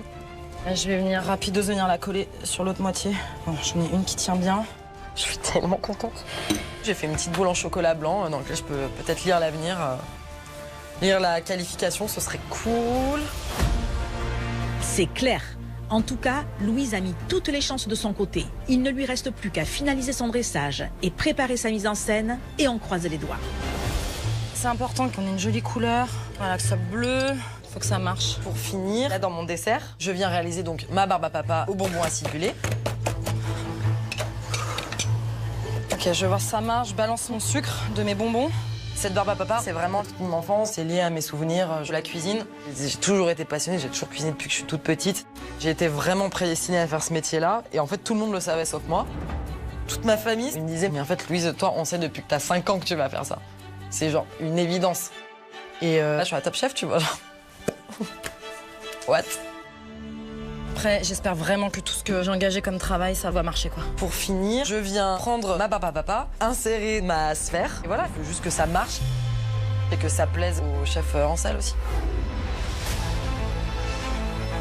Bon, Louise a préparé tous ses ingrédients. Si elle a bien dosé le chou rouge dans son dessert, cette recette peut vraiment séduire Dominique Ansel. Après, tout repose sur ce fameux changement de couleur. Alors j'espère que ça va le faire. Alors je vous invite à déposer la barbe à papa dans l'assiette. Voilà.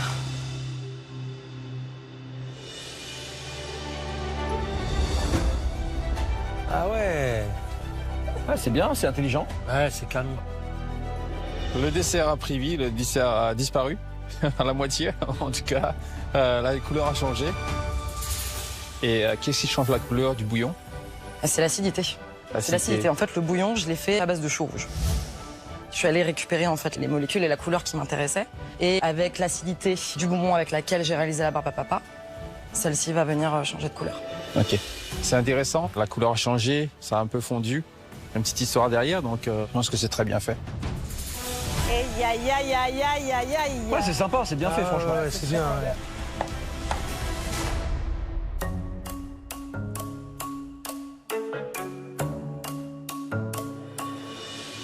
C'est intéressant au niveau des saveurs avec la capucine, les fruits rouges, même le lait de chèvre, ça m'intrigue un peu. Et le goût se marie bien ensemble. La majorité du dessert, j'ai un peu peur avec le niveau du sucre. Le fait que la barbe à papa soit complètement fondue. Mais c'est pas trop sucré. C'est froid, c'est un peu craquant. Il y a un peu de texture avec le crumble. Très intéressant. Je pense que le point fort pour ce dessert, c'est le changement de couleur. Ça, c'est osé. Et je pense que c'est un très bon point fort. Merci, chef. Je suis contente. Moi, dans ma tête, je me dis que franchement, là, il y a moyen, ça peut passer. Ça peut passer, je peux être sélectionnée. Là, j'y crois. Allez, pari réussi. C'est bien pas fait. mal, ça. La dégustation se poursuit avec Pascal, de la brigade de Philippe Etchebest. C'est parti. Allez, on va voir Pascal comment il se défend là. Là, il faut le vendre ton truc là, mon gars. Chef, je vous présente Balade d'automne. Alors j'ai voulu représenter un peu ma personnalité parce que je suis une personne qui habite à la campagne. J'adore aller dans les bois, ramasser les châtaignes. Donc pour ça, j'ai utilisé la châtaigne, la courge. J'ai accompagné un petit trait de café en fait grâce à la glace. Et donc c'est la glace au café. La glace au café, c'est ça. Pour mon dessert vivant, l'idée en fait c'est de venir avec mon rhum flamber ma préparation. Le rhum va avoir deux intérêts. Il va faire fondre ma coque en sucre pour apporter un petit goût caramélisé, un petit goût sucré à ma préparation. Et de plus, en fait, il va venir apporter une nouvelle texture à la glace. Donc la glace, au lieu d'être très froide, elle sera à peu près assez gourmande. Je pense que c'est intéressant. J'aime bien l'histoire. On va mettre les produits de la nature en valeur. Je pense que la courge, la châtaigne, ça va très bien ensemble. Le café, je suis pas trop sûr, mais je suis curieux de goûter. Je croise les doigts pour que la boule de sucre fonde comme prévu et pour que le dessert prenne vie. Surtout que Pascal a mis toute son énergie pour cette épreuve. La première qu'il fait en solo depuis le début de Top Chef. Pascal, c'est la première épreuve que tu fais tout seul, mon garçon. Hein. Oui, chef. C'est peut-être l'occasion de montrer de quoi tu es capable. Toi qui es meilleur apprenti de France, je le répète, et hyper technique. Certes, sur Objectif Top Chef, il a montré à maintes reprises de grandes capacités, comme quand il a impressionné le chef 3 étoiles Laurent Petit avec une truite entière farcie dans une feuille d'aubergine. Il y a deux choses très originales. L'idée d'envelopper la papillote et l'idée de la vapeur. Pari réussi. Ou qu'il a bluffé les chefs 3 étoiles Mauro Colagreco et Arnaud Lallemand, ainsi que le seul chef pâtissier doublement étoilé au monde, Sébastien Vauxion, avec une revisite d'un classique de la gastronomie française comme le lièvre à la royale. Il y a une présence, il y a du goût, la sauce marche bien. Je pense que c'est un plat réussi. Mais ici, on est à Top Chef. Pascal, c'est quelqu'un qui est jeune malgré tout, hein, donc qui n'a pas beaucoup d'expérience. Et j'espère que sa technique va compenser son manque d'expérience. Mais Pascal est téméraire, il est ambitieux, il a envie de réussir, ça peut faire la différence. Alors, comment tu vas surprendre le chef Ansel? Donc du coup, je vais faire un dessert courge châtaigne. Alors déjà, je voulais faire du sucre soufflé, en fait, qui va venir cacher mon dessert. Tu vas faire une cloche? Une cloche, ouais. Chaud, hein? Comment elle va s'opérer cette transformation? En fait, grâce à un sirop avec du rhum flambé, je vais venir le verser sur mon dessert. Et grâce à cette flamme, ça va venir fondre ma cache de sucre qui va devenir un peu caramel. Et qui va enrober un petit peu le dessert. Exactement, chef. Waouh! Une cloche en sucre soufflé qui va fondre sur son dessert. Il frappe fort, Pascal. En plus d'avoir une purée de courge vanillée, ça va lui donner un petit côté gourmand. Il va avoir une courge rôtie au miel de châtaigne. À côté, je vais mettre un petit condiment agrume pour apporter de l'acidité avec orange, citron vert et kumbava. Il va y avoir aussi une glace café pour avoir quelque chose de très onctueux. Et je pense que tout ça, ça peut faire un bon mélange pour le chef. Café, courge, châtaigne, ça marche super bien. Mon Pascal a visé juste avec ce dessert automnal. Il y a de l'acidité avec son condiment agrume, de l'amertume avec le café, de la gourmandise avec sa courge rôtie. S'il équilibre bien tout ça, ça peut vraiment séduire Dominique Ansel. Quant à sa mise en scène, il met la barre très haut, car une coque en sucre soufflé, c'est extrêmement technique. Surtout qu'il doit la faire très fine pour qu'elle puisse fondre au contact du rhum flambé. C'est dur à faire le sucre soufflé quand même. Ouais, mais c'est pour ça que je vais le faire un peu la technique avec le film plastique. Je sais pas si vous voyez, chef. Où je pose mon film plastique. Ouais. Mon film plastique sur mon cul de poule et avec la chaleur du sucre et mon appuyant, ça va me faire une sphère. Et ça me fait une cloche en sucre. Et ça souffle? Ça souffle. Putain, bah écoute, je veux voir. J'ai jamais vu cette technique, c'est intéressant. Voilà, chef. Ah, écoute, si ça marche, c'est super. Je veux le voir. Pas de problème, chef. Je veux le voir. Sur cette épreuve individuelle, c'est vrai que j'ai un projet très ambitieux, mais voilà, je veux prouver aux autres que j'ai ma place quand même dans la compétition. J'ai envie de briller, je veux vraiment gagner cette épreuve. Mino, voilà, il faut s'en méfier quand même.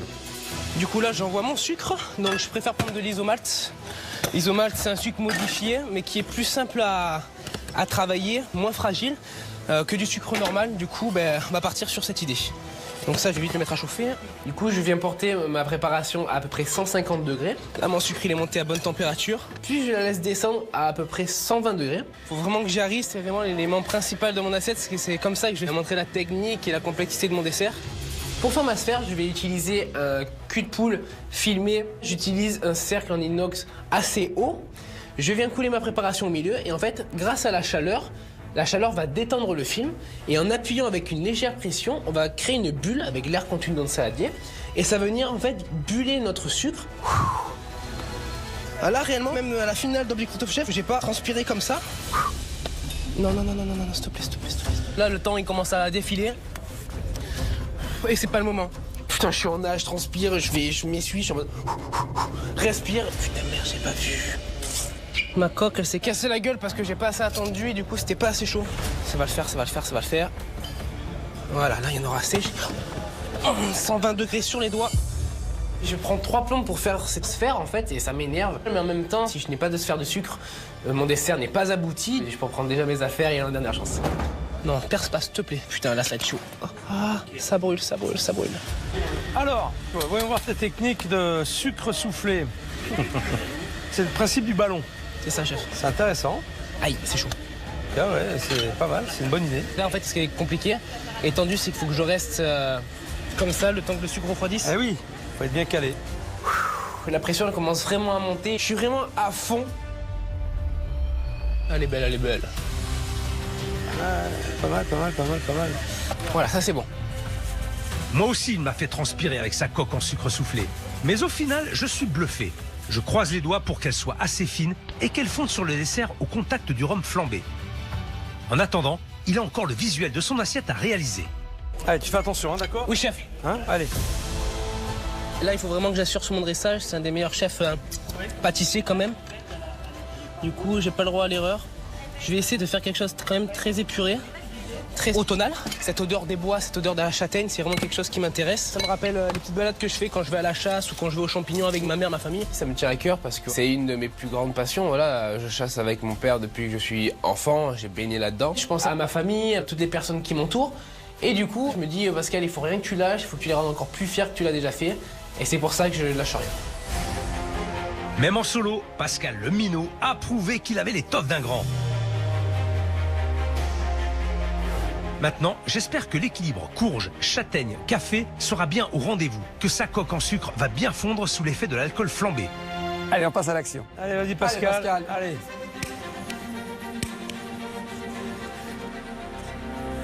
Ça brûle ou pas? Ah ouais, ouais.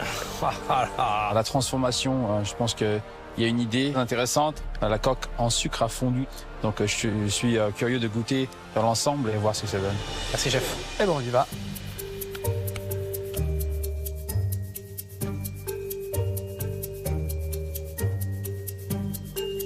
Vas-y, Dominique. Voilà, prends un peu de glace, café, tac, tac, tac. Allez. Oh, c'est bon. C'est très intéressant. Ah, tu vois. Il y a beaucoup de textures différentes. En premier, là, quand on casse la coque en sucre, j'aime beaucoup la balance entre l'agrume et la courge. Je pense que c'est très très bon. La châtaigne également. La glace au café, c'est assez osé au niveau des parfums, mais je pense que c'est bien réalisé. Merci chef. J'étais un petit peu inquiet au niveau du rhum. La bonne chose, c'est que Pascal en a mis très très peu. Et je pense que c'est une bonne addition. Ça vraiment met en avant le goût de la châtaigne. La châtaigne par elle-même, c'est toujours un produit qui est un peu neutre au niveau du goût. Donc dès qu'on marie avec un petit peu d'alcool, ça l'élève immédiatement. C'est bien réalisé et ça se marie bien avec le reste du dessert. Merci chef. Bravo Mino. Le chef salue quand même la prise des risques par rapport aux ingrédients et aux techniques. Du coup, je me dis que voilà, j'y suis allé tout seul en random avec les traits noirs sur le visage. Et ça a l'air de payer. Et là, je me dis, j'espère juste que ça va marcher. J'attends plus que le verdict. Voici Michael de la Brigade Bleue. Donc là, en fait, vous avez une toute première bouchée qui est juste au-dessus, où en fait, j'ai fait un insert de poire avec du houblon, légèrement meringué. Pour l'histoire, je suis un mec du Nord, donc voilà, je suis là pour revendiquer surtout mon terroir. Et là, d'autant plus sur le houblon avec la bière. Donc en fait, là, je vais faire deux transformations. Ok, c'est intéressant. J'espère que le dessert vivant de Michael va séduire Dominique Ancel. D'autant plus que sur cette épreuve, Michael s'était mis une sacrée pression. J'ai hyper mal vécu cette défaite en brigade. Quand on gagne autant comme ça, on se sent un petit peu invincible, quoi. C'était un coup dur parce que j'ai pas l'habitude de perdre et puis je suis le papa des Bleus quand même. Donc il faut réussir à remonter, quoi. Comment t'es là, Michael? Ouais, ça va, chef. Hein? Ça va surprendre le chef Ancel. Comment je vais le surprendre attendez, je vais vérifier. D'abord ma poire, je reviens. Vas-y. Bon, je viens de me prendre un vent. Eh ben, ça commence bien. Oh, c'est des croquettes pour chat, là? C'est quoi ça? Oh la vache. C'est quoi ça, Michael? C'est du houblon, chef. Ah. Voilà, c'est ce qu'on utilise pour faire la bière, en fait. Alors, je vais le surprendre déjà en amenant mon terroir, encore une fois. Ton terroir, hein, c'est sacré. Ouais, à chaque fois, tu vas. Hein. Le Nord, hein. Donc, avec ce dessert, tu vas amener le Nord aux États-Unis. Voilà. Tu vas conquérir l'Amérique. C'est ça? Bah, c'est ça, hein? Ouais. On va essayer. Donc, en fait, je vais faire une poire cognac ou boulonnais, en fait.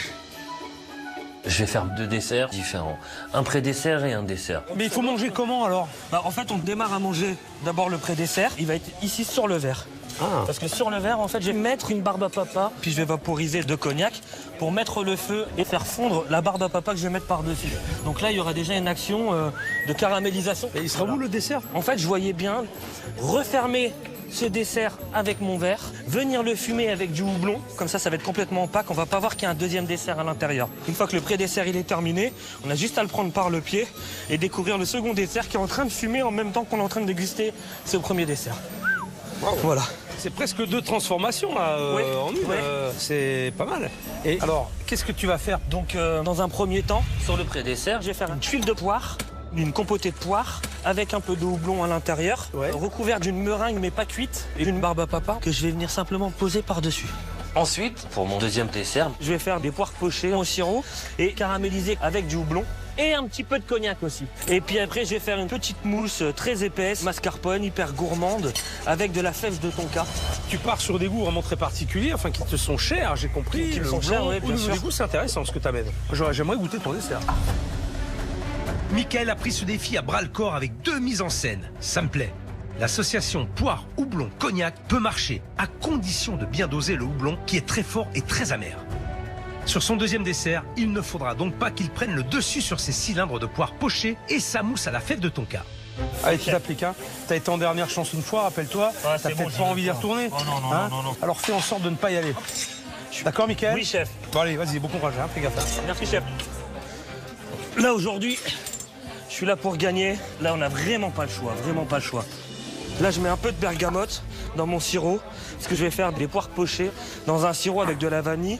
La poire pochée dans un sirop avec de la vanille, ça apporte une belle douceur. Et puis la bergamote, c'est très agrume, ça fait très entre citron jaune, citron vert. Ça va surtout apporter une légèreté, ça va apporter un peu de fraîcheur aussi en même temps. Alors ce que je vais faire là, c'est que je vais en porte-piécer mes poires pour les cuire un petit peu au sirop. Je viens tailler des cylindres de poires en jouant sur les différentes tailles et je les cuis dans mon sirop pendant presque 10 minutes. Ensuite, je récupère ces poires pour les faire simplement colorer avec une noisette de beurre et je les fais flamber au cognac. L'épreuve, c'est un dessert qui prend vie devant le client. Donc je vais tester la fumaison au houblon. Pour ma fumaison en fait, je vais utiliser la pipe à fumer qui est juste ici. Voilà. Je vais venir faire brûler en fait mon houblon. Aujourd'hui, j'ai envie de faire un rappel à mes origines, à mon terroir. Je suis assez chauvin sur ma région parce que je l'aime beaucoup, parce que je trouve qu'il y a des produits qui sont formidables, les gens ils sont adorables. Enfin voilà, le Nord, je l'ai dans la peau. Moi, cette région, je l'aime quoi en fait. Et j'espère que le chef Dominique Ancel, il sera sensible. Voilà, ça va être complètement opaque. Et après, quand il va découvrir, il y aura la fumaison, il va faire ça, ça reste à l'intérieur. Ça sent bon, hein. Ça sent le houblon en plus. J'ai donné du parfum à tout le monde comme ça, tenez, sentez le Nord, sentez le Nord. Pardon. Oh purée, mais c'est pas possible. Excusez-moi, vache. Oula, mais c'est vraiment plus fort que ce que j'imaginais le houblon fumé. Ça m'inquiète un peu, parce que la fumée risque de prendre le pas sur ces préparations. Le volume du verre est petit, donc il va y avoir une concentration de la fumée à l'intérieur. Et j'ai peur que ça ramène un excès de fumée qui va imprégner la poire de manière trop violente, trop forte. T'as pas peur que ça fume trop tes poires quand même, non? Oui. Il n'y a pas de problème, moi le produit je le connais, j'ai déjà travaillé. Après c'est pas une science exacte non plus. Je peux toujours me planter, hein. Mais pour l'instant ça va quoi. Je suis relativement confiant.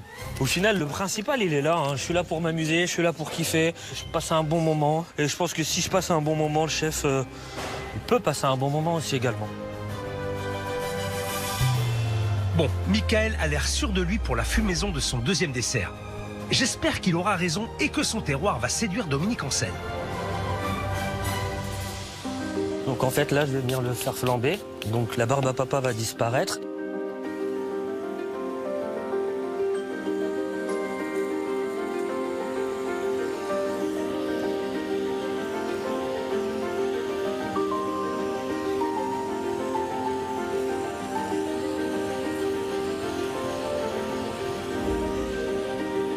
C'est joli, hein. C'est pas mal, c'est bien construit son truc. La mise en scène, c'est... je pense que c'était intéressant de cacher le dessert, que ce soit pas complètement exposé, qu'on aille chercher un petit peu, qu'on aille regarder un petit peu ce qui se passe en dessous. C'est un peu découvrir ce qu'il y a à l'intérieur du dessert.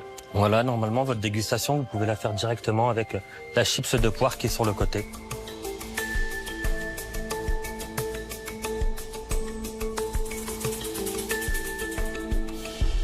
Je pense que la chips, c'est intéressant sur le dessus. Il y a le croquant de la poire, il y a de la texture, on sent le goût du houblon. Il y a un petit peu de fumée avec la caramélisation, avec le chalumeau. Donc il y a de la texture, il y a un petit peu de saveur, il y a un petit changement. C'est bien réalisé. C'est pas mal, écoute. Et donc là, juste en dessous du verre, après cette première dégustation, il y a la fumaison au houblon qui est venue parfumer tout le reste de ce dessert.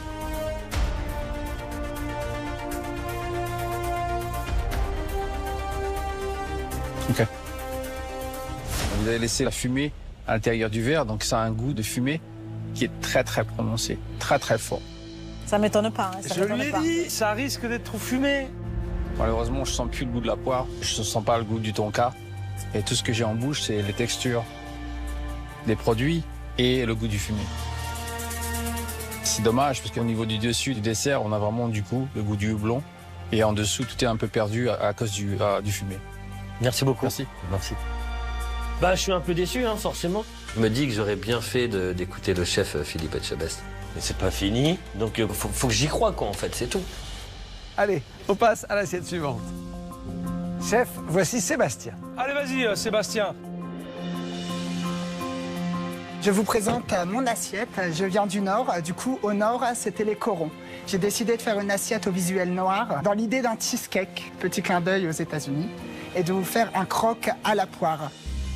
Et du coup, pour rendre mon dessert vivant, ce croque à la poire, en fait, je vais venir le caraméliser devant vous, avec ce fer en fonte. Et en fait, c'est toute une histoire pour moi, parce qu'en fait, ma grand-mère, elle avait un poêle à charbon. Et sur ce poêle à charbon, elle avait toujours ce fer à repasser pour repasser ses affaires.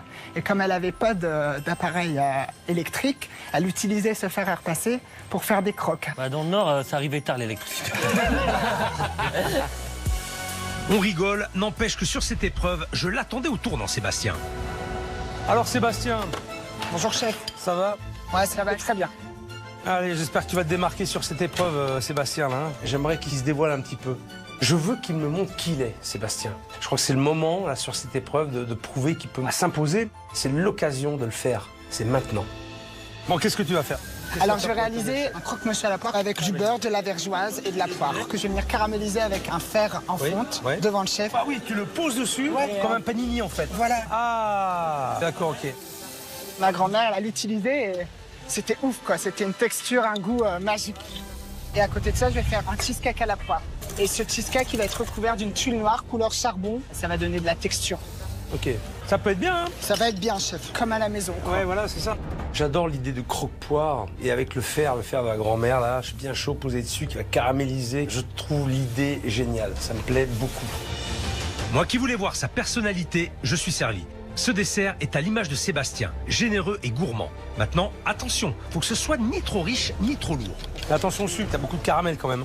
Oui. Entre la caramélisation que tu fais sur ton croque-monsieur, tes poires qui sont caramélisées, enfin tu vois, fais gaffe, ramène à un moment donné un côté un peu acide, ramène quelque chose d'un peu plus percutant. Oui, chef. Allez. J'ai envie de prouver au chef Etchebest que j'ai une cuisine percutante. Et allez, on continue. Je vais faire un gel poire cerfeuil pour apporter une petite touche d'originalité à ma recette.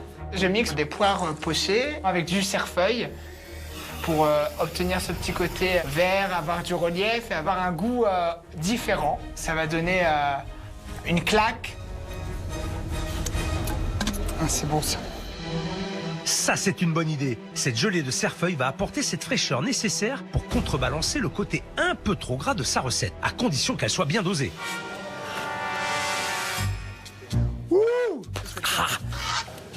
Et ça envoie. Ouais, fais gaffe, hein.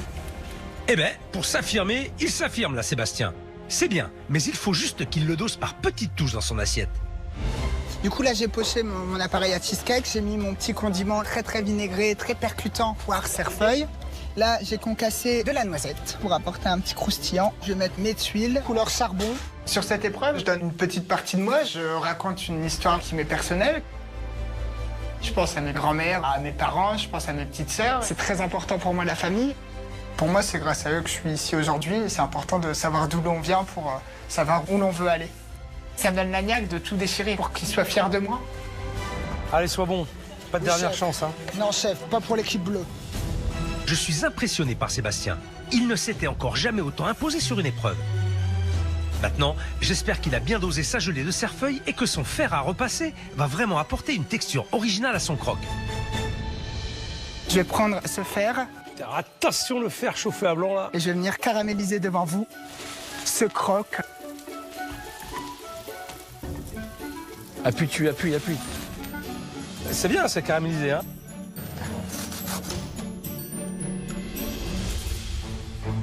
J'aime beaucoup le fer à repasser. Il y a une connexion émotionnelle, nostalgique. C'est notre ancien temps, c'est nos grands-parents, c'est tout ce qu'ils avaient à la maison. Ils n'avaient pas grand-chose. C'est super de l'incorporer dans la présentation du dessert. Je suis curieux de goûter. Eh ben, on y va.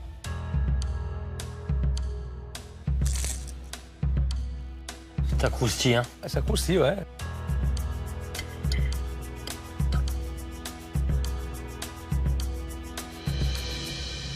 La brioche caramélisée avec la poire, c'est très intéressant, c'est très moelleux, c'est très très bon.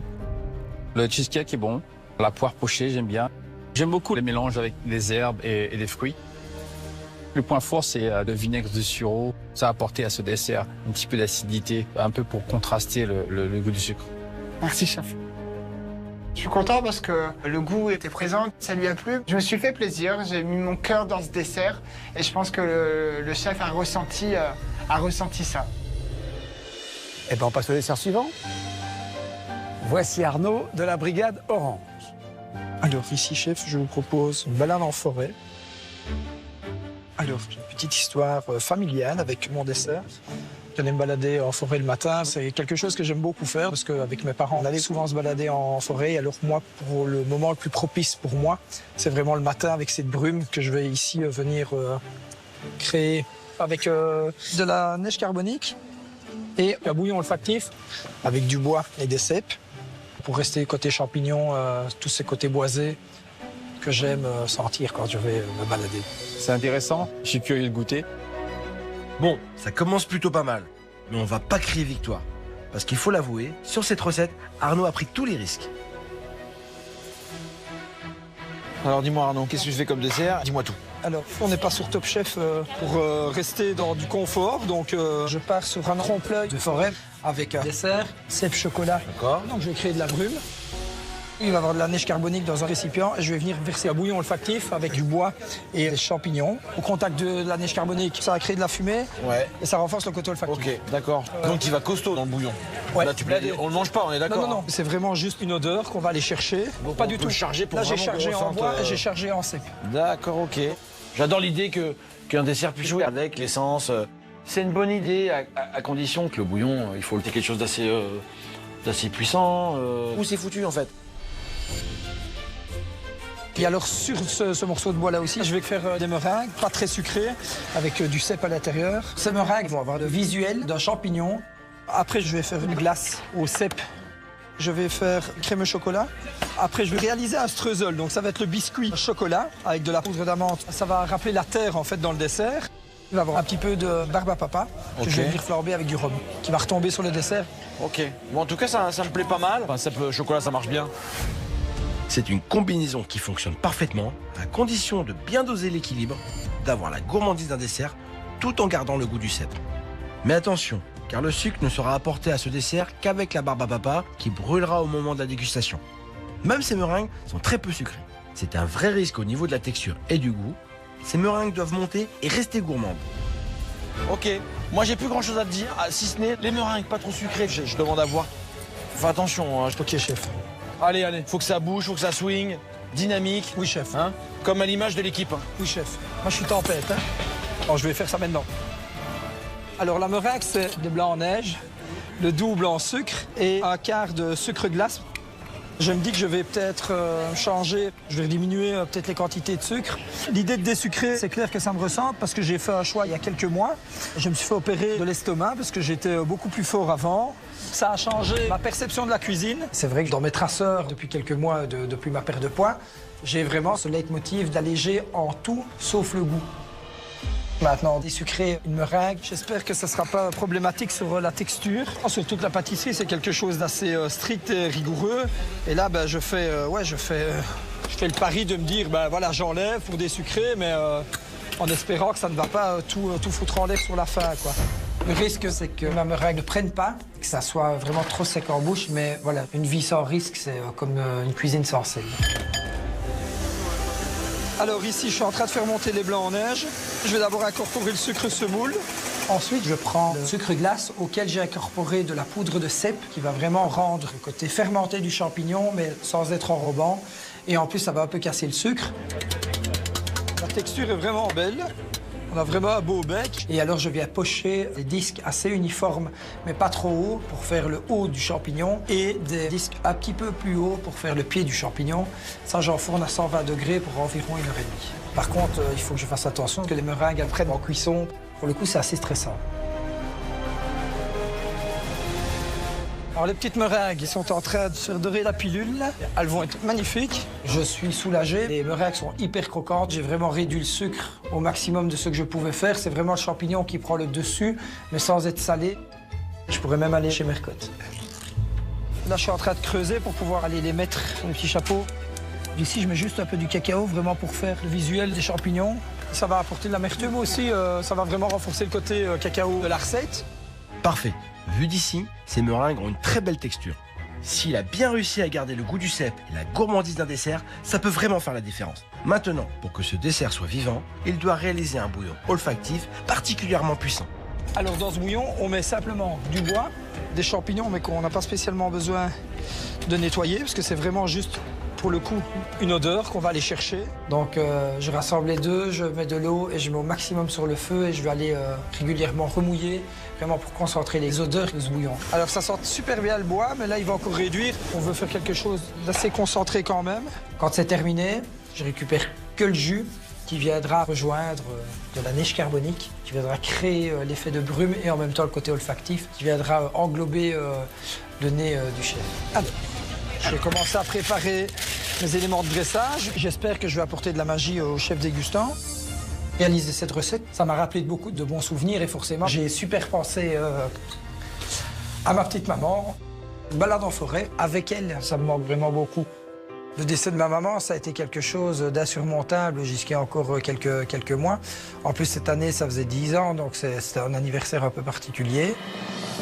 Ici, sur Top Chef, j'ai appris à en parler, mettre cette émotion que je ne savais pas contenir. Et ici, j'ai appris à en faire quelque chose, à le mettre dans l'assiette, à transmettre cette émotion, des fois qui était peut-être néfaste pour moi, mais en faire quelque chose de beau.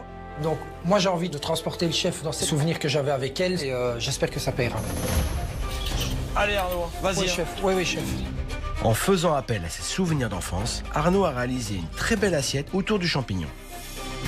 Maintenant, j'espère qu'on retrouvera bien le goût du cèpe et la gourmandise d'un dessert. Et que son bouillon sera assez puissant pour transporter Dominique Ansel dans les sous-bois. Cette dégustation, c'est qui tout double. Le moment le plus propice pour moi, c'est vraiment le matin avec cette brume que je vais ici venir créer, vous donner le côté olfactif. Donc j'ai fait ici un bouillon avec du bois et des cèpes. Voilà. Ouais, c'est bien, ça marche, c'est joli, hein.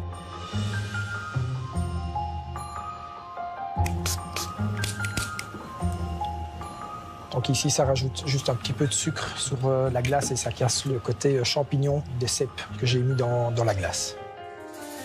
Au niveau olfactif, on sent le bois avec le champignon, d'effet de brume avec la glace carbonique en dessous.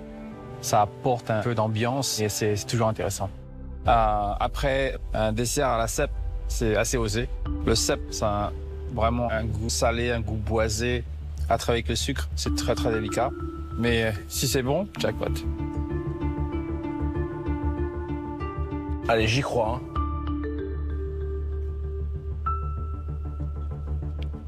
La glace au cèpe. Et là, si c'est pas bon...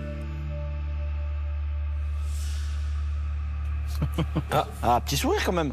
Intéressant. Ah, papa. J'avais énormément d'inquiétude au niveau de l'exécution de ce plat. Mais je pense que c'est très bien fait. Merci. C'est bon, hein. C'est doux avec le sucre brun, le crumble. C'est très intéressant au niveau gustatif. Il y a beaucoup de textures. On a le croustillant du crumble en dessous. On a la glace qui est vraiment fondante, le crémeux du chocolat, le croustillant de la meringue. J'aime beaucoup les contrastes de textures. Vraiment, ça balance le dessert et ça joue un peu avec les papillés. Merci. Moi, je me dis que vu les termes que le chef emploie pendant la dégustation, il y a clairement du positif. Je me sens assez confiant et je me dis que ça peut le faire pour le verdict, advienne que pourra. Allez, on passe au candidat suivant. Allez, Pépère. Allez, Pépère. Bonjour, chef. Bonjour, Alice. Le dessert que j'ai fait, c'est un dessert qui est autour de mon enfance. Vu que je viens de la Guyane, ma grand-mère avait des productions de cacao. Et à chaque fin de fête, on était toujours là à prendre le chocolat chaud. Et le chocolat chaud, c'est un truc qui rassemble tout le monde.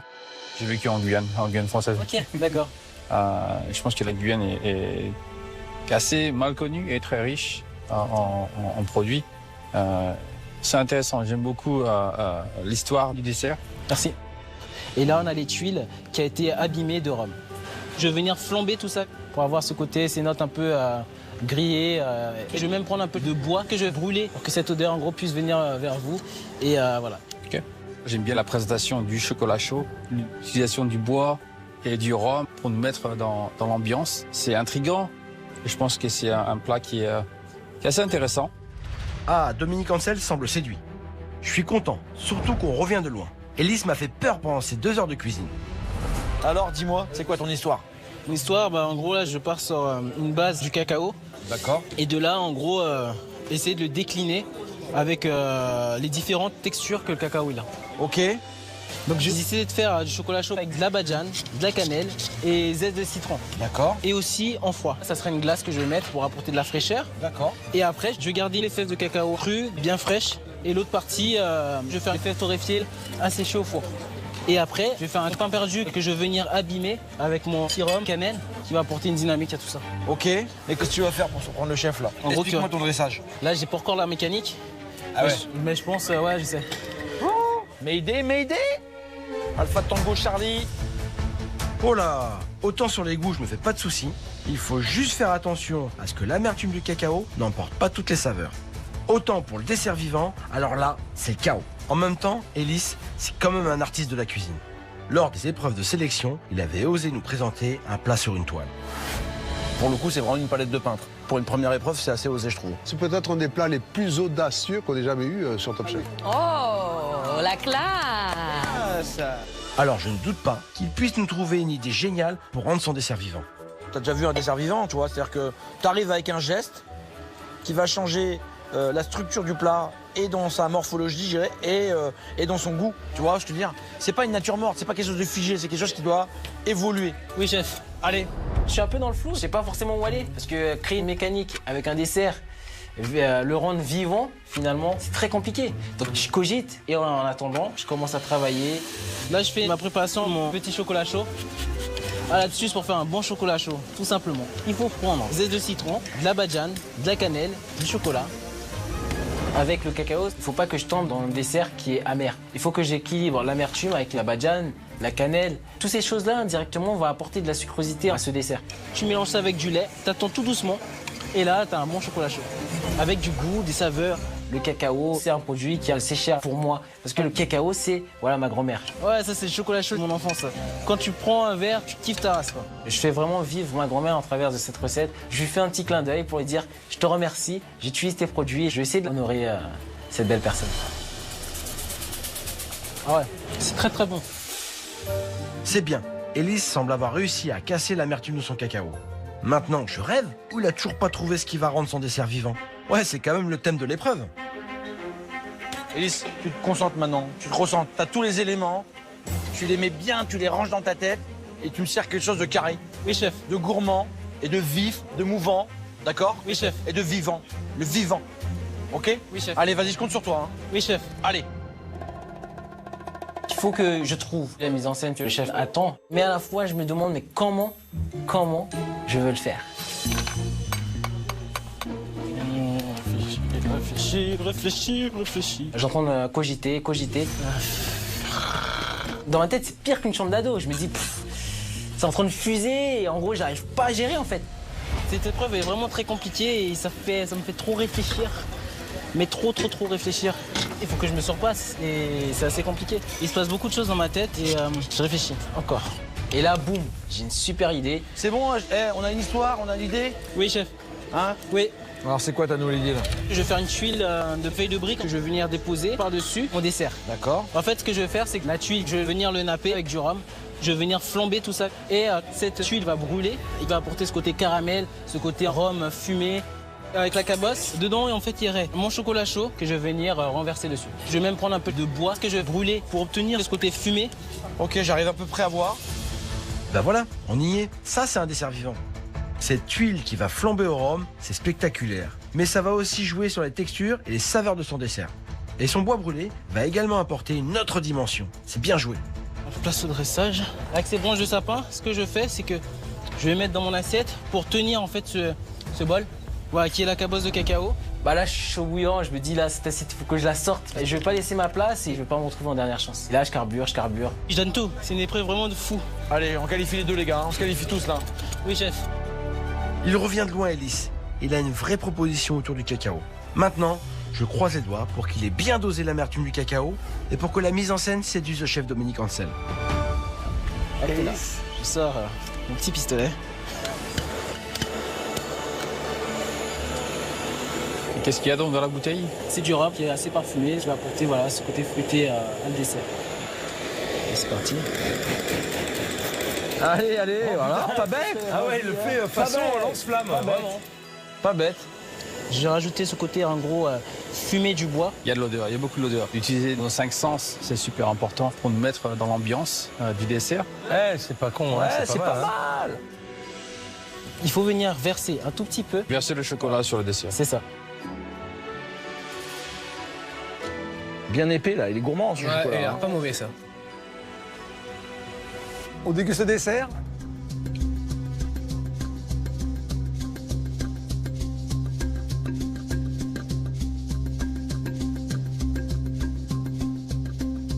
C'est intéressant, il y a pas mal de textures. Le chocolat chaud, il est bon. Il est un petit peu épicé, il n'est pas trop épais. Je pense que la badiane, les épices, la cannelle, ça va bien avec le chocolat. Donc c'est le chocolat chaud que j'aime. Ouais, pas mal, pas mal. J'aime beaucoup aussi l'utilisation du rhum. C'était intéressant au niveau des saveurs, c'était bien balancé. Merci beaucoup. Parfait. Dans l'ensemble, c'est plutôt positif. Là, je suis vraiment content. Et en plus, surprendre un grand chef avec du cacao, surtout un grand chef pâtissier. Ça, c'est bien. Chef, je vais maintenant vous demander de choisir les 3 meilleures assiettes et vous allez ainsi les qualifier pour la semaine prochaine. Les 3 autres assiettes iront directement en dernière chance. Alors, quelles seront les 3 meilleures assiettes? Celle de Louise avec son bouillon de chou rouge qui a changé de couleur au contact de la barbe à papa acidulée. Celle de Michael avec sa double surprise autour du houblon. Celle de Sébastien avec son croque à la poire caramélisé avec un fer en fonte. Celle de Pascal avec sa coque en sucre qu'il a fait fondre avec du rhum flambé. Celle d'Arnaud avec son bouillon olfactif. Ou encore celle d'Hélice avec sa tuile flambée et son bois brûlé autour du chocolat chaud. On va maintenant passer aux candidats qualifiés. Je peux vous dire qu'il y a la tension dans les vestiaires juste à côté. Ouais. Alors, quel est le premier dessert qui se qualifie? Et je crois haut la main, chef.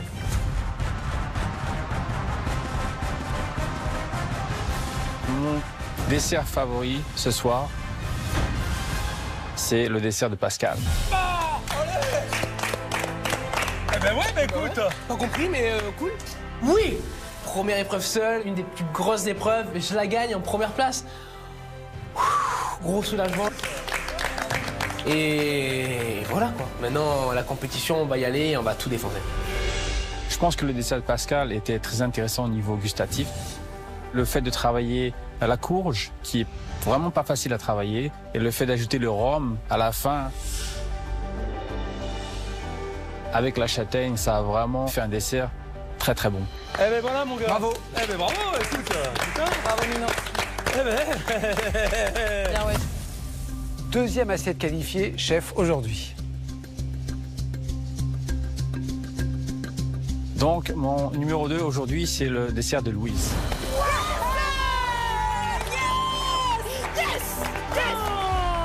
Pas de dernière chance pour les rouges. On est tous qualifiés pour la 6e semaine. Allez, bravo, on continue sur cette lancée. Ah ouais.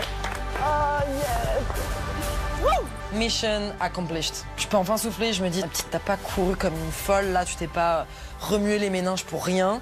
Parce que c'est trop de taf pour moi, c'est trop de taf, ça je suis pas sûre de le refaire. Mais ça je le fais, c'est que pour Top Chef.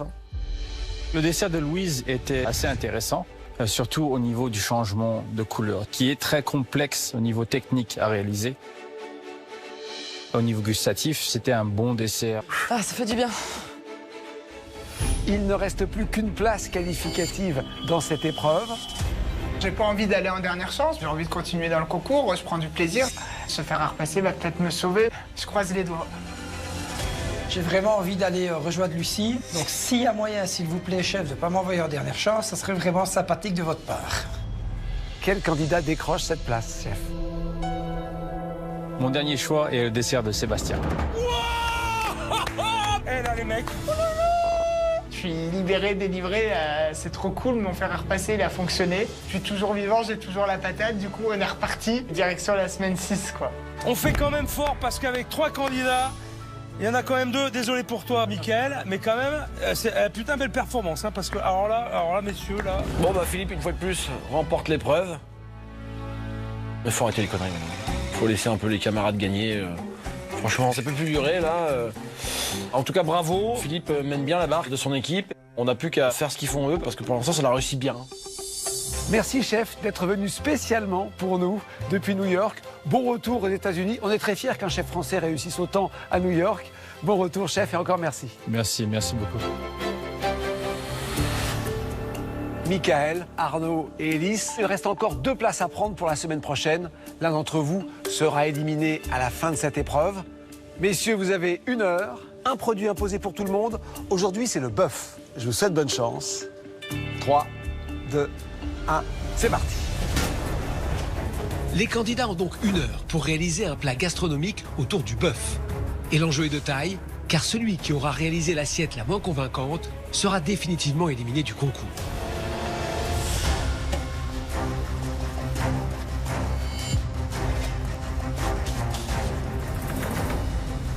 Allez les gars, la place c'est la mienne les mecs. Posez vos couteaux, ça sert à rien. Pas mal du tout mec. On est tous dans le même mood, hein, les gars. Ouais, exactement. L'enjeu aujourd'hui pour moi c'est surtout de rester dans la compète. Hein. J'ai envie de retrouver mes potes. Hein. Je suis un peu le papa de la brigade bleue et c'est pas le papa qui doit partir le premier quoi. Depuis le début on brille avec les bleus. Je l'ai un peu accompagné à la descente sur ces 2 dernières épreuves que j'ai perdues. Voilà, je m'en veux un peu et j'ai envie de leur montrer que je vais me reprendre quoi. Alors, chez nous on travaille beaucoup le bœuf. Dans un bistrot comme le mien, il faut toujours une petite pièce de viande grillée. Mes clients, ils adorent ça. Et donc, bah voilà, je vais faire un onglet à l'échalote. Les versions Top Chef, quoi. Pour surprendre les chefs avec le bœuf, je vais faire un onglet en croûte de pommes de terre à l'aide de spaghettis de pommes de terre que je vais venir frire. Je vais faire une petite sauce à l'échalote avec un vinaigre balsamique et soja juste déglacé. Je vais faire une petite carotte glacée, cuite tout doucement au four, avec une échalote confite sur sa peau pour rappeler vraiment le côté bœuf à l'échalote. Je viens de parer les onglets. Là, je vais la marquer très vite en fait pour vraiment garder le sang à l'intérieur, pour que ce soit bien caramélisé. Et après, je vais pouvoir enrouler la pomme de terre là-dessus pour pouvoir la frire sans même que le sang parte après la cuisson. Voilà. Une fois que ma viande est bien colorée, je récupère un rouet pour faire des spaghettis de pommes de terre. Je veux pouvoir récupérer le spaghetti pour l'enrouler en fait sur cette pièce de viande. Et les spaghettis de pommes de terre, c'est pour rappeler les frites qu'on sert traditionnellement avec l'onglet de bœuf. Donc là, vraiment, je voulais mettre en avant la pomme de terre, la travailler de façon différente, ramener un croustillant comme la frite. La pomme de terre bien frite autour de cette viande, bien roulée, bien propre. Je pense que ça peut être cool. Prends ce boudin de pommes de terre viande pour le frire à 250 degrés, vraiment le plus fort possible. Ça va rendre la pomme de terre très croustillante. Le risque, c'est que ma viande soit trop cuite. C'est pour ça qu'il faut aller très vite, en fait, avec la pomme de terre. Un morceau de bœuf surcuit, c'est pas bon, et surtout dans une compétition pareille. Puis moi, je suis censé être le rôtisseur de la brigade bleue. Je croise les doigts. Bah ça va, ça marche. Voilà. Au moment de la découpe, roulement de tambour. J'espère que ma viande ne sera pas trop cuite, sinon je sais que je vais devoir dire au revoir, et ça je veux pas. C'est magnifique. Je suis pas dans un excès de cuisson, je suis encore bien rouge. C'est cuit à l'extérieur, à l'intérieur il est encore bien rouge. Et finalement, la cuisson est juste parfaite. Gros soulagement, le rôtisseur il se bat quoi, c'est le retour du rôtisseur. J'ai commencé à dresser, j'ai tous mes éléments. Je veux pas partir aujourd'hui. Pour mes amis, ma famille, mon fils, ma femme, tout ça, ben voilà. J'ai envie de leur montrer que je peux y arriver, quoi. Je viens d'une famille qui est pas hyper aisée. Et au final, ils ont tout fait pour que j'y arrive. Mes parents, ils ont tout donné pour moi. Ils m'ont rarement refusé quelque chose, même très jamais refusé quelque chose. Si aujourd'hui j'en suis là, c'est grâce à mes parents. C'est pour ça que je dois aller très loin dans le concours. J'ai envie de les rendre fiers. C'est pour ça que je me bats aujourd'hui. Allez les mecs, bon courage à vous. Alors je me sens bien chaud, j'ai le feu en moi, j'ai pas envie de partir aujourd'hui, donc on va se donner à fond. Ce serait vraiment bête de partir grâce à Top Chef. Je commence à me découvrir sur beaucoup de choses. Je suis vraiment venu chercher ma cuisine au départ, enfin celle que je voulais faire demain. Et pour le coup, ouais, il y aura Arnaud en avant et après.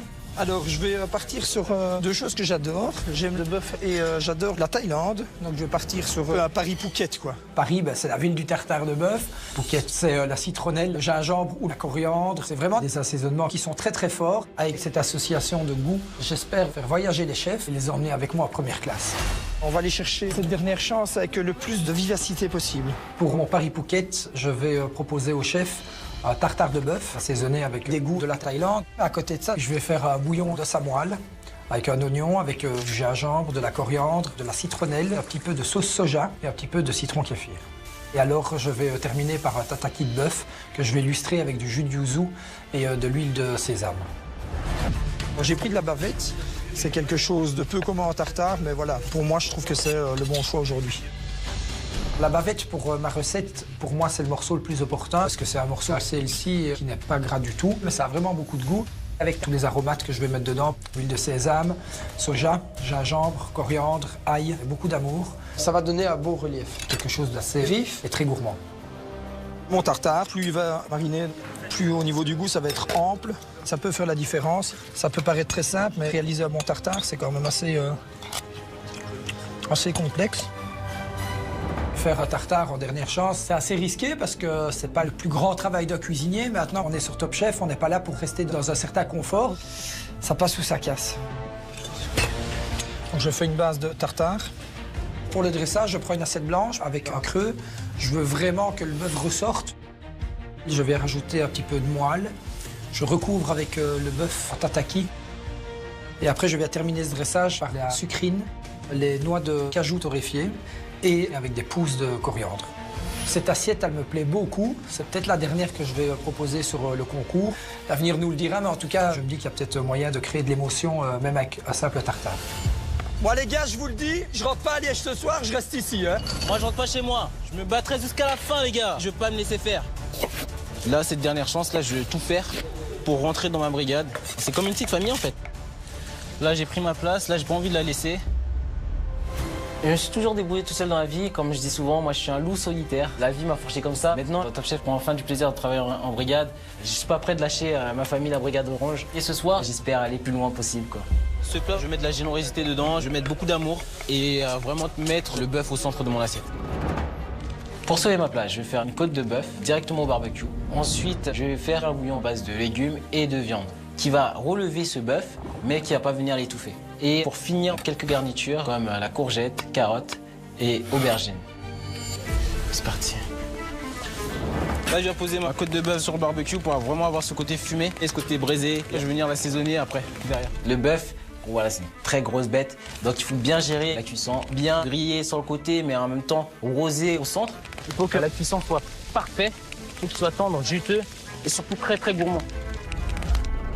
Pendant que ma viande cuit tout doucement, je commence à lancer mon bouillon. Voilà, mon bouillon, ça serait la pièce maîtresse de mon plat. Je vais faire un bouillon à base de carottes, oignons, poireaux, gingembre, citronnelle. Là, je vais revenir pour obtenir tous les sucres, donner du goût, donner du relief. Après, on va venir mettre un peu de carcasse de bœuf qui va donner ce goût un peu corsé pour apporter un peu plus de complexité. Il faut que ça soit un bouillon qui soit rempli de goût, rempli de saveurs. Tout le plat, c'est dans ce bouillon. En fait, c'est le bouillon qui va venir lier tout ça et avoir toutes ces saveurs qui vont venir en bouche exploser. Voilà, il a l'air bien clair, donc c'est intéressant. Le bouillon est bon, ça c'est super, je suis content. On va passer le dressage. Je me suis toujours battu dans ma vie, je vais continuer à me battre. Je viens tout juste de rentrer dans une brigade, je viens tout juste de créer un lien, donc ça serait trop tôt pour moi de partir et surtout j'ai des choses à raconter, j'ai d'autres épreuves que j'ai hâte de faire, que j'ai envie de faire, c'est impossible pour moi de partir. Allez, attention, c'est la fin de l'épreuve, il nous reste 1 minute. Le dressage, c'est mon moment. C'est peut-être ma dernière assiette que je dresse. Là, il faut que je me concentre. Là, c'est ma pièce de bœuf qui est là-bas. 45 secondes. Les derniers détails pour Arnaud. Pour Alice aussi. 20 secondes. Ah, purée. Allez, attention. 3, 2, 1. J'ai tout mis, j'ai tout mis. Top, c'est terminé. Fin d'épreuve. Fin d'épreuve. Place au chef.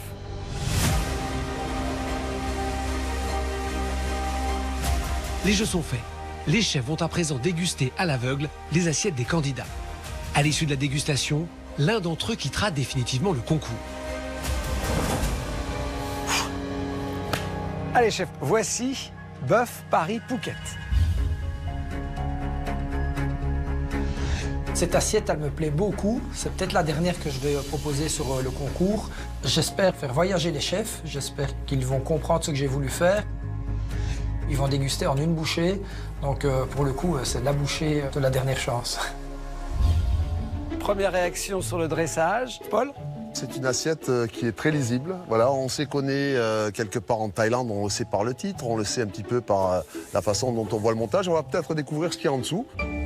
Ben? Oui, il y a l'air d'avoir du cru en dessous, un travail autour du bœuf qui a l'air intéressant. En tout cas, ça donne envie. Merci, chef. Alors, l'indication, c'est simple, il faut verser le bouillon avant de déguster. Allez, les gars. J'espère vraiment qu'ils vont retrouver toutes les saveurs que j'ai pu donner.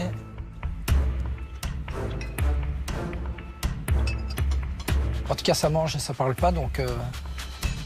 Alors, il est comment ce bœuf Paris-Phuket? Bendiel? Oui, il travaille sur le bœuf, qui est très intéressant, c'est vif, c'est bien équilibré, bien assaisonné, il y a un cuisinier derrière, c'est sûr. Hein. Merci, chef. Hélène, cette promesse Paris-Phuket, elle est tenue ou pas? Oui, elle est tenue, mais je trouve qu'on aurait pu aller un peu plus dans des parfums exotiques, accentuer un peu sur la citronnelle, le citron, peut-être un peu en manque de fraîcheur, un peu plus de végétal dans cette assiette m'aurait pas déplu. Quand même, il y a un travail en 1 heure qui est quand même pas si mal que ça. C'est pas facile de réaliser un bouillon en si peu de temps. Et la citronnelle est bien présente quand même. Je trouve qu'il y a une belle longueur, moi. C'est assez fluide, assez agréable. Ok, bon. J'espère que ça passe. Hein. Bon. On continue. Nouvelle assiette. Voici mon onglet patate à l'échalote. Ça déjà, ça promet. Aujourd'hui, moi, j'ai pris le parti pris de réinterpréter un grand classique et de faire une version Top Chef, quoi. Je suis content de ce que j'ai fait. En tout cas, j'ai mis mon cœur dans l'assiette. Espérons que ça marche. Je sens que Paul Perret, gourmand comme il est, était déjà content de l'appellation. Ah ben mon onglet patate à l'échalote, déjà, c'est une appellation très sympathique, très bistrotière, mais une belle présentation très très nette, extrêmement lisible. Bravo. Hélène? Bah oui, super assiette. Hein. On a un jus, on a quand même une prouesse technique. Le bœuf a été enroulé dans ces spaghettis de pommes de terre. Non, sincèrement, en 1 heure de temps, il n'y a rien à redire. Hein. Oh là, ils vont me faire pleurer. Avec des commentaires pareils, il ne faut pas vous décevoir à la dégustation. Ah non, surtout pas. Allez-y, on y va. Allez, il faut que la dégustation se passe bien. Le bœuf, en tout cas, pour moi, il est cuit. Il n'y a pas de raison que ça se passe mal.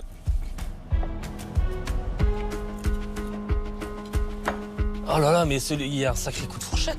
Ramène-leur du pain, là, on va saucer. Alors, est-ce que le goût est à la hauteur du visuel? C'est un très joli plat, la cuisson de l'onglet est réussie. Il y a un bon temps de repos dessus parce que la viande ne saigne pas. Sur le jus, les sucres ont été trop marqués. Mais d'une manière générale, l'assiette est bien réussie quand même. Et bien assaisonné. Et notre viandard? On a effectivement un bouillon, enfin un jus qui est un peu corsé, en fait, qui a réduit certainement un peu trop. Par contre, l'échalote et la carotte adoucissent un petit peu l'ensemble du plat. C'est vraiment important d'avoir tout ensemble. Quand même un bon plat. C'est réussi. Très beau plat. Je suis content, je comprends la critique. Mais en tout cas, j'ai été compris du début jusqu'à la fin, en fait. On passe à la dernière assiette. Allez, femme, c'est à mon tour. Allez, chef, on termine avec la côte, sublimée par son bouillon de bœuf légumes.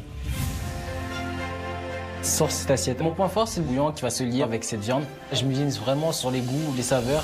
J'espère que ce jus de viande va me sauver la vie. Pourquoi cette moue, Philippe? Je ne suis pas très emballé par la présentation de ce plat extrêmement minimaliste. C'est réduit au strict minimum, on va dire, même en termes de préparation. Hein. C'est pas mon meilleur dressage, mais après, voilà, c'est le produit. Mauvais choix d'assiette. Si j'aurais pris une assiette beaucoup plus petite, je pense qu'il n'aurait pas dit ça. Hélène? C'est un peu grand-mère, on va dire. Hein. C'est pas du tout une assiette contemporaine. En tous les cas, il va falloir qu'au niveau du goût, ça explose. Alors, je vais déguster cette assiette. Dites-moi. Philippe? La viande est bonne, la viande est cuite, elle est bonne. Le bouillon est intéressant, mais c'est dommage pour la garniture. On a une courgette qui est crue. Le bouillon est quand même intéressant sur la base d'un goût de bœuf. On aurait juste aimé en avoir un peu plus. Bouillon réussi? Oui, bouillon réussi, je trouve. Il aurait mérité d'être filtré un petit peu pour qu'il soit un peu plus clair. Mais franchement, il est bon. En fait, il fait juste plus de bouillon, en fait. Moi, ce que j'aime bien, finalement, c'est cette viande légèrement ferrée, qui rappelle presque un barbecue entre amis. C'est ça qui vient, finalement, amener un peu le twist. J'aime beaucoup, moi. Ouais, très bon le bouillon. Merci, chef. Bon, allez, je croise les doigts. Il faut que ça passe.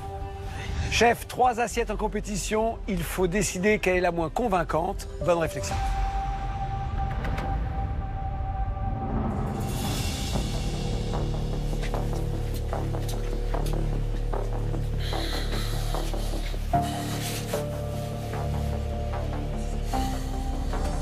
Philippe Etchebest, Les membres du jury ont donné un coup de cœur à une assiette. Le premier coup de cœur des membres du jury cette saison. Oui, c'est vrai, il faut le souligner parce qu'on attendait à un moment donné que les candidats se révèlent aussi un peu plus. Et on a eu un coup de cœur sur...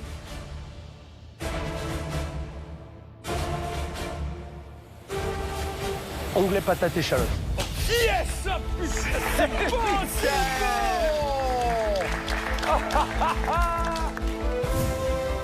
Punaise, c'est moi, le truc de malade. Le premier coup de cœur du jury. Oh, mais c'est génial en fait. Papa, il est revenu quoi. Bravo, Michael. Je suis content que ce soit toi qui l'aies fait. Vraiment. Oh là là. Bravo. Félicitations. Bravo, putain, bravo, Michael. Bravo, ça m'a fait plaisir. Glenn, vous l'avez compris, vous allez récupérer un candidat, c'est sûr, mais en perdre un également, puisqu'Élise et Arnaud sont de votre brigade. Alors, je suis encore une fois avec Élise, mon petit frère. Brigade du Tigre, encore une fois, jusqu'à la fin, on se sera soutenu. Là, la brigade du Tigre, elle est au plus mal, il y a un tigre qui va partir. J'ai demandé à Hélène de nous dire quelle assiette les membres du jury ne retiennent pas. J'aurai une tâche difficile. J'aurai une tâche difficile. L'assiette que l'on ne retient pas, c'est la côte. C'est vrai. Voilà, il fallait qu'une personne parte. Et c'est moi qui pars aujourd'hui. J'aurais voulu rester un peu plus longtemps, mais c'est pas le cas. Arnaud se qualifie, je vais le laisser réintégrer la brigade de Glenn. C'est terminé, Élise, aujourd'hui. C'est ça. Pour moi, Top Chef, c'était une grande famille. Là, je peux pas continuer, ça me pique, ça me fait mal. Tous ces candidats-là, c'est des personnes qui m'ont aidé à me surmonter. J'avais jamais eu des amis comme ça, réels. Donc je préférais toujours rester dans mon petit coin. J'étais souvent vu comme le petit canard parce que je savais ni lire ni écrire. Et je me suis accroché en fait à moi-même, à me dire qu'il faut toujours me battre. Prouver qu'en gros, derrière tout ce que je fais, même si j'ai pas un gros bagage, comme ces techniciens qui sont ici présents, merci. Et avec le peu de bagage que j'ai pas pu vous montrer réellement tout ce que je savais faire. Mais j'ai vécu quand même une belle expérience.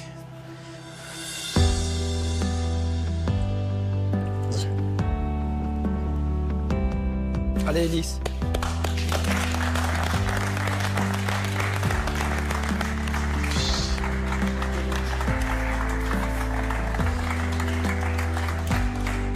Allez, gros.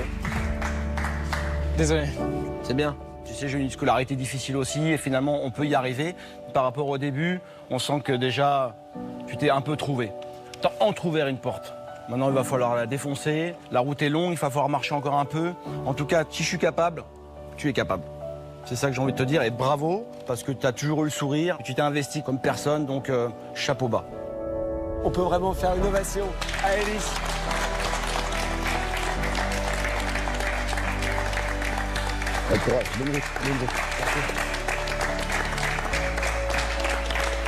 Je savais pas lire, je savais pas écrire.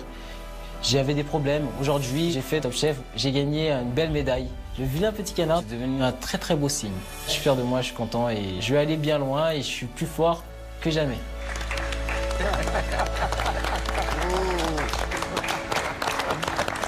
Je suis qualifié, mais j'ai une grande pensée émue pour mon collègue. Enfin, voilà, c'est un pote qui s'en va, quoi. Alors, je suis toujours là, je vais me battre, je vais garder mon petit Élise sur l'épaule et je penserai à lui tous les jours.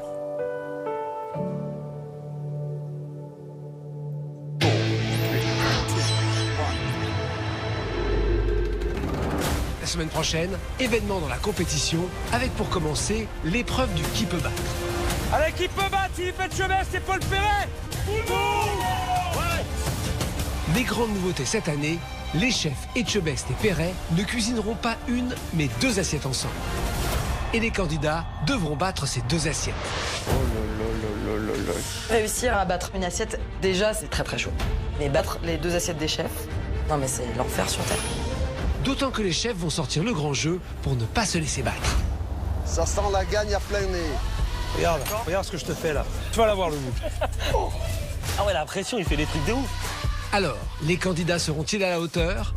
On va les saigner, mais tout en les respectant, bien sûr. Bien sûr. Mettre une petite fessée à un chef comme ça. Ça peut remettre les compteurs un peu... Zéro. Ouais. Réussiront-ils l'exploit de battre non pas une, mais les 2 assiettes des chefs? J'ai apporté un peu d'eau à mon chef parce que je vois qu'il est en train de se dessécher. Chef, j'ai mon brevet secouriste, hein, vous inquiétez pas. On va rigoler tout à l'heure, tiens. À l'issue de l'épreuve, Glenville dégustera les assiettes à l'aveugle, sans savoir que parmi les plats se cachent les assiettes de Paul Perret et Philippe Etchebest. C'est bon. C'est peut-être un petit poil lourd. Non, pas du tout. C'est une soirée sous haute tension qui attend les candidats. D'autant qu'ils vont cuisiner en binôme sur les 2 épreuves et que le binôme qui aura le moins performé ira en dernière chance. Vas-y, à fond. À fond. On vient pas beurrer des tartines. Non. On vient pour gagner. Une dernière chance particulièrement cruelle, puisqu'après avoir travaillé main dans la main, les 2 candidats vont s'affronter et l'un d'eux sera éliminé. Ami. Ennemi. Alors, quel sera le prochain chef à perdre l'un des siens? Tu vois, je fais l'andouille et je vais brûler mon caramel. On est les cadors.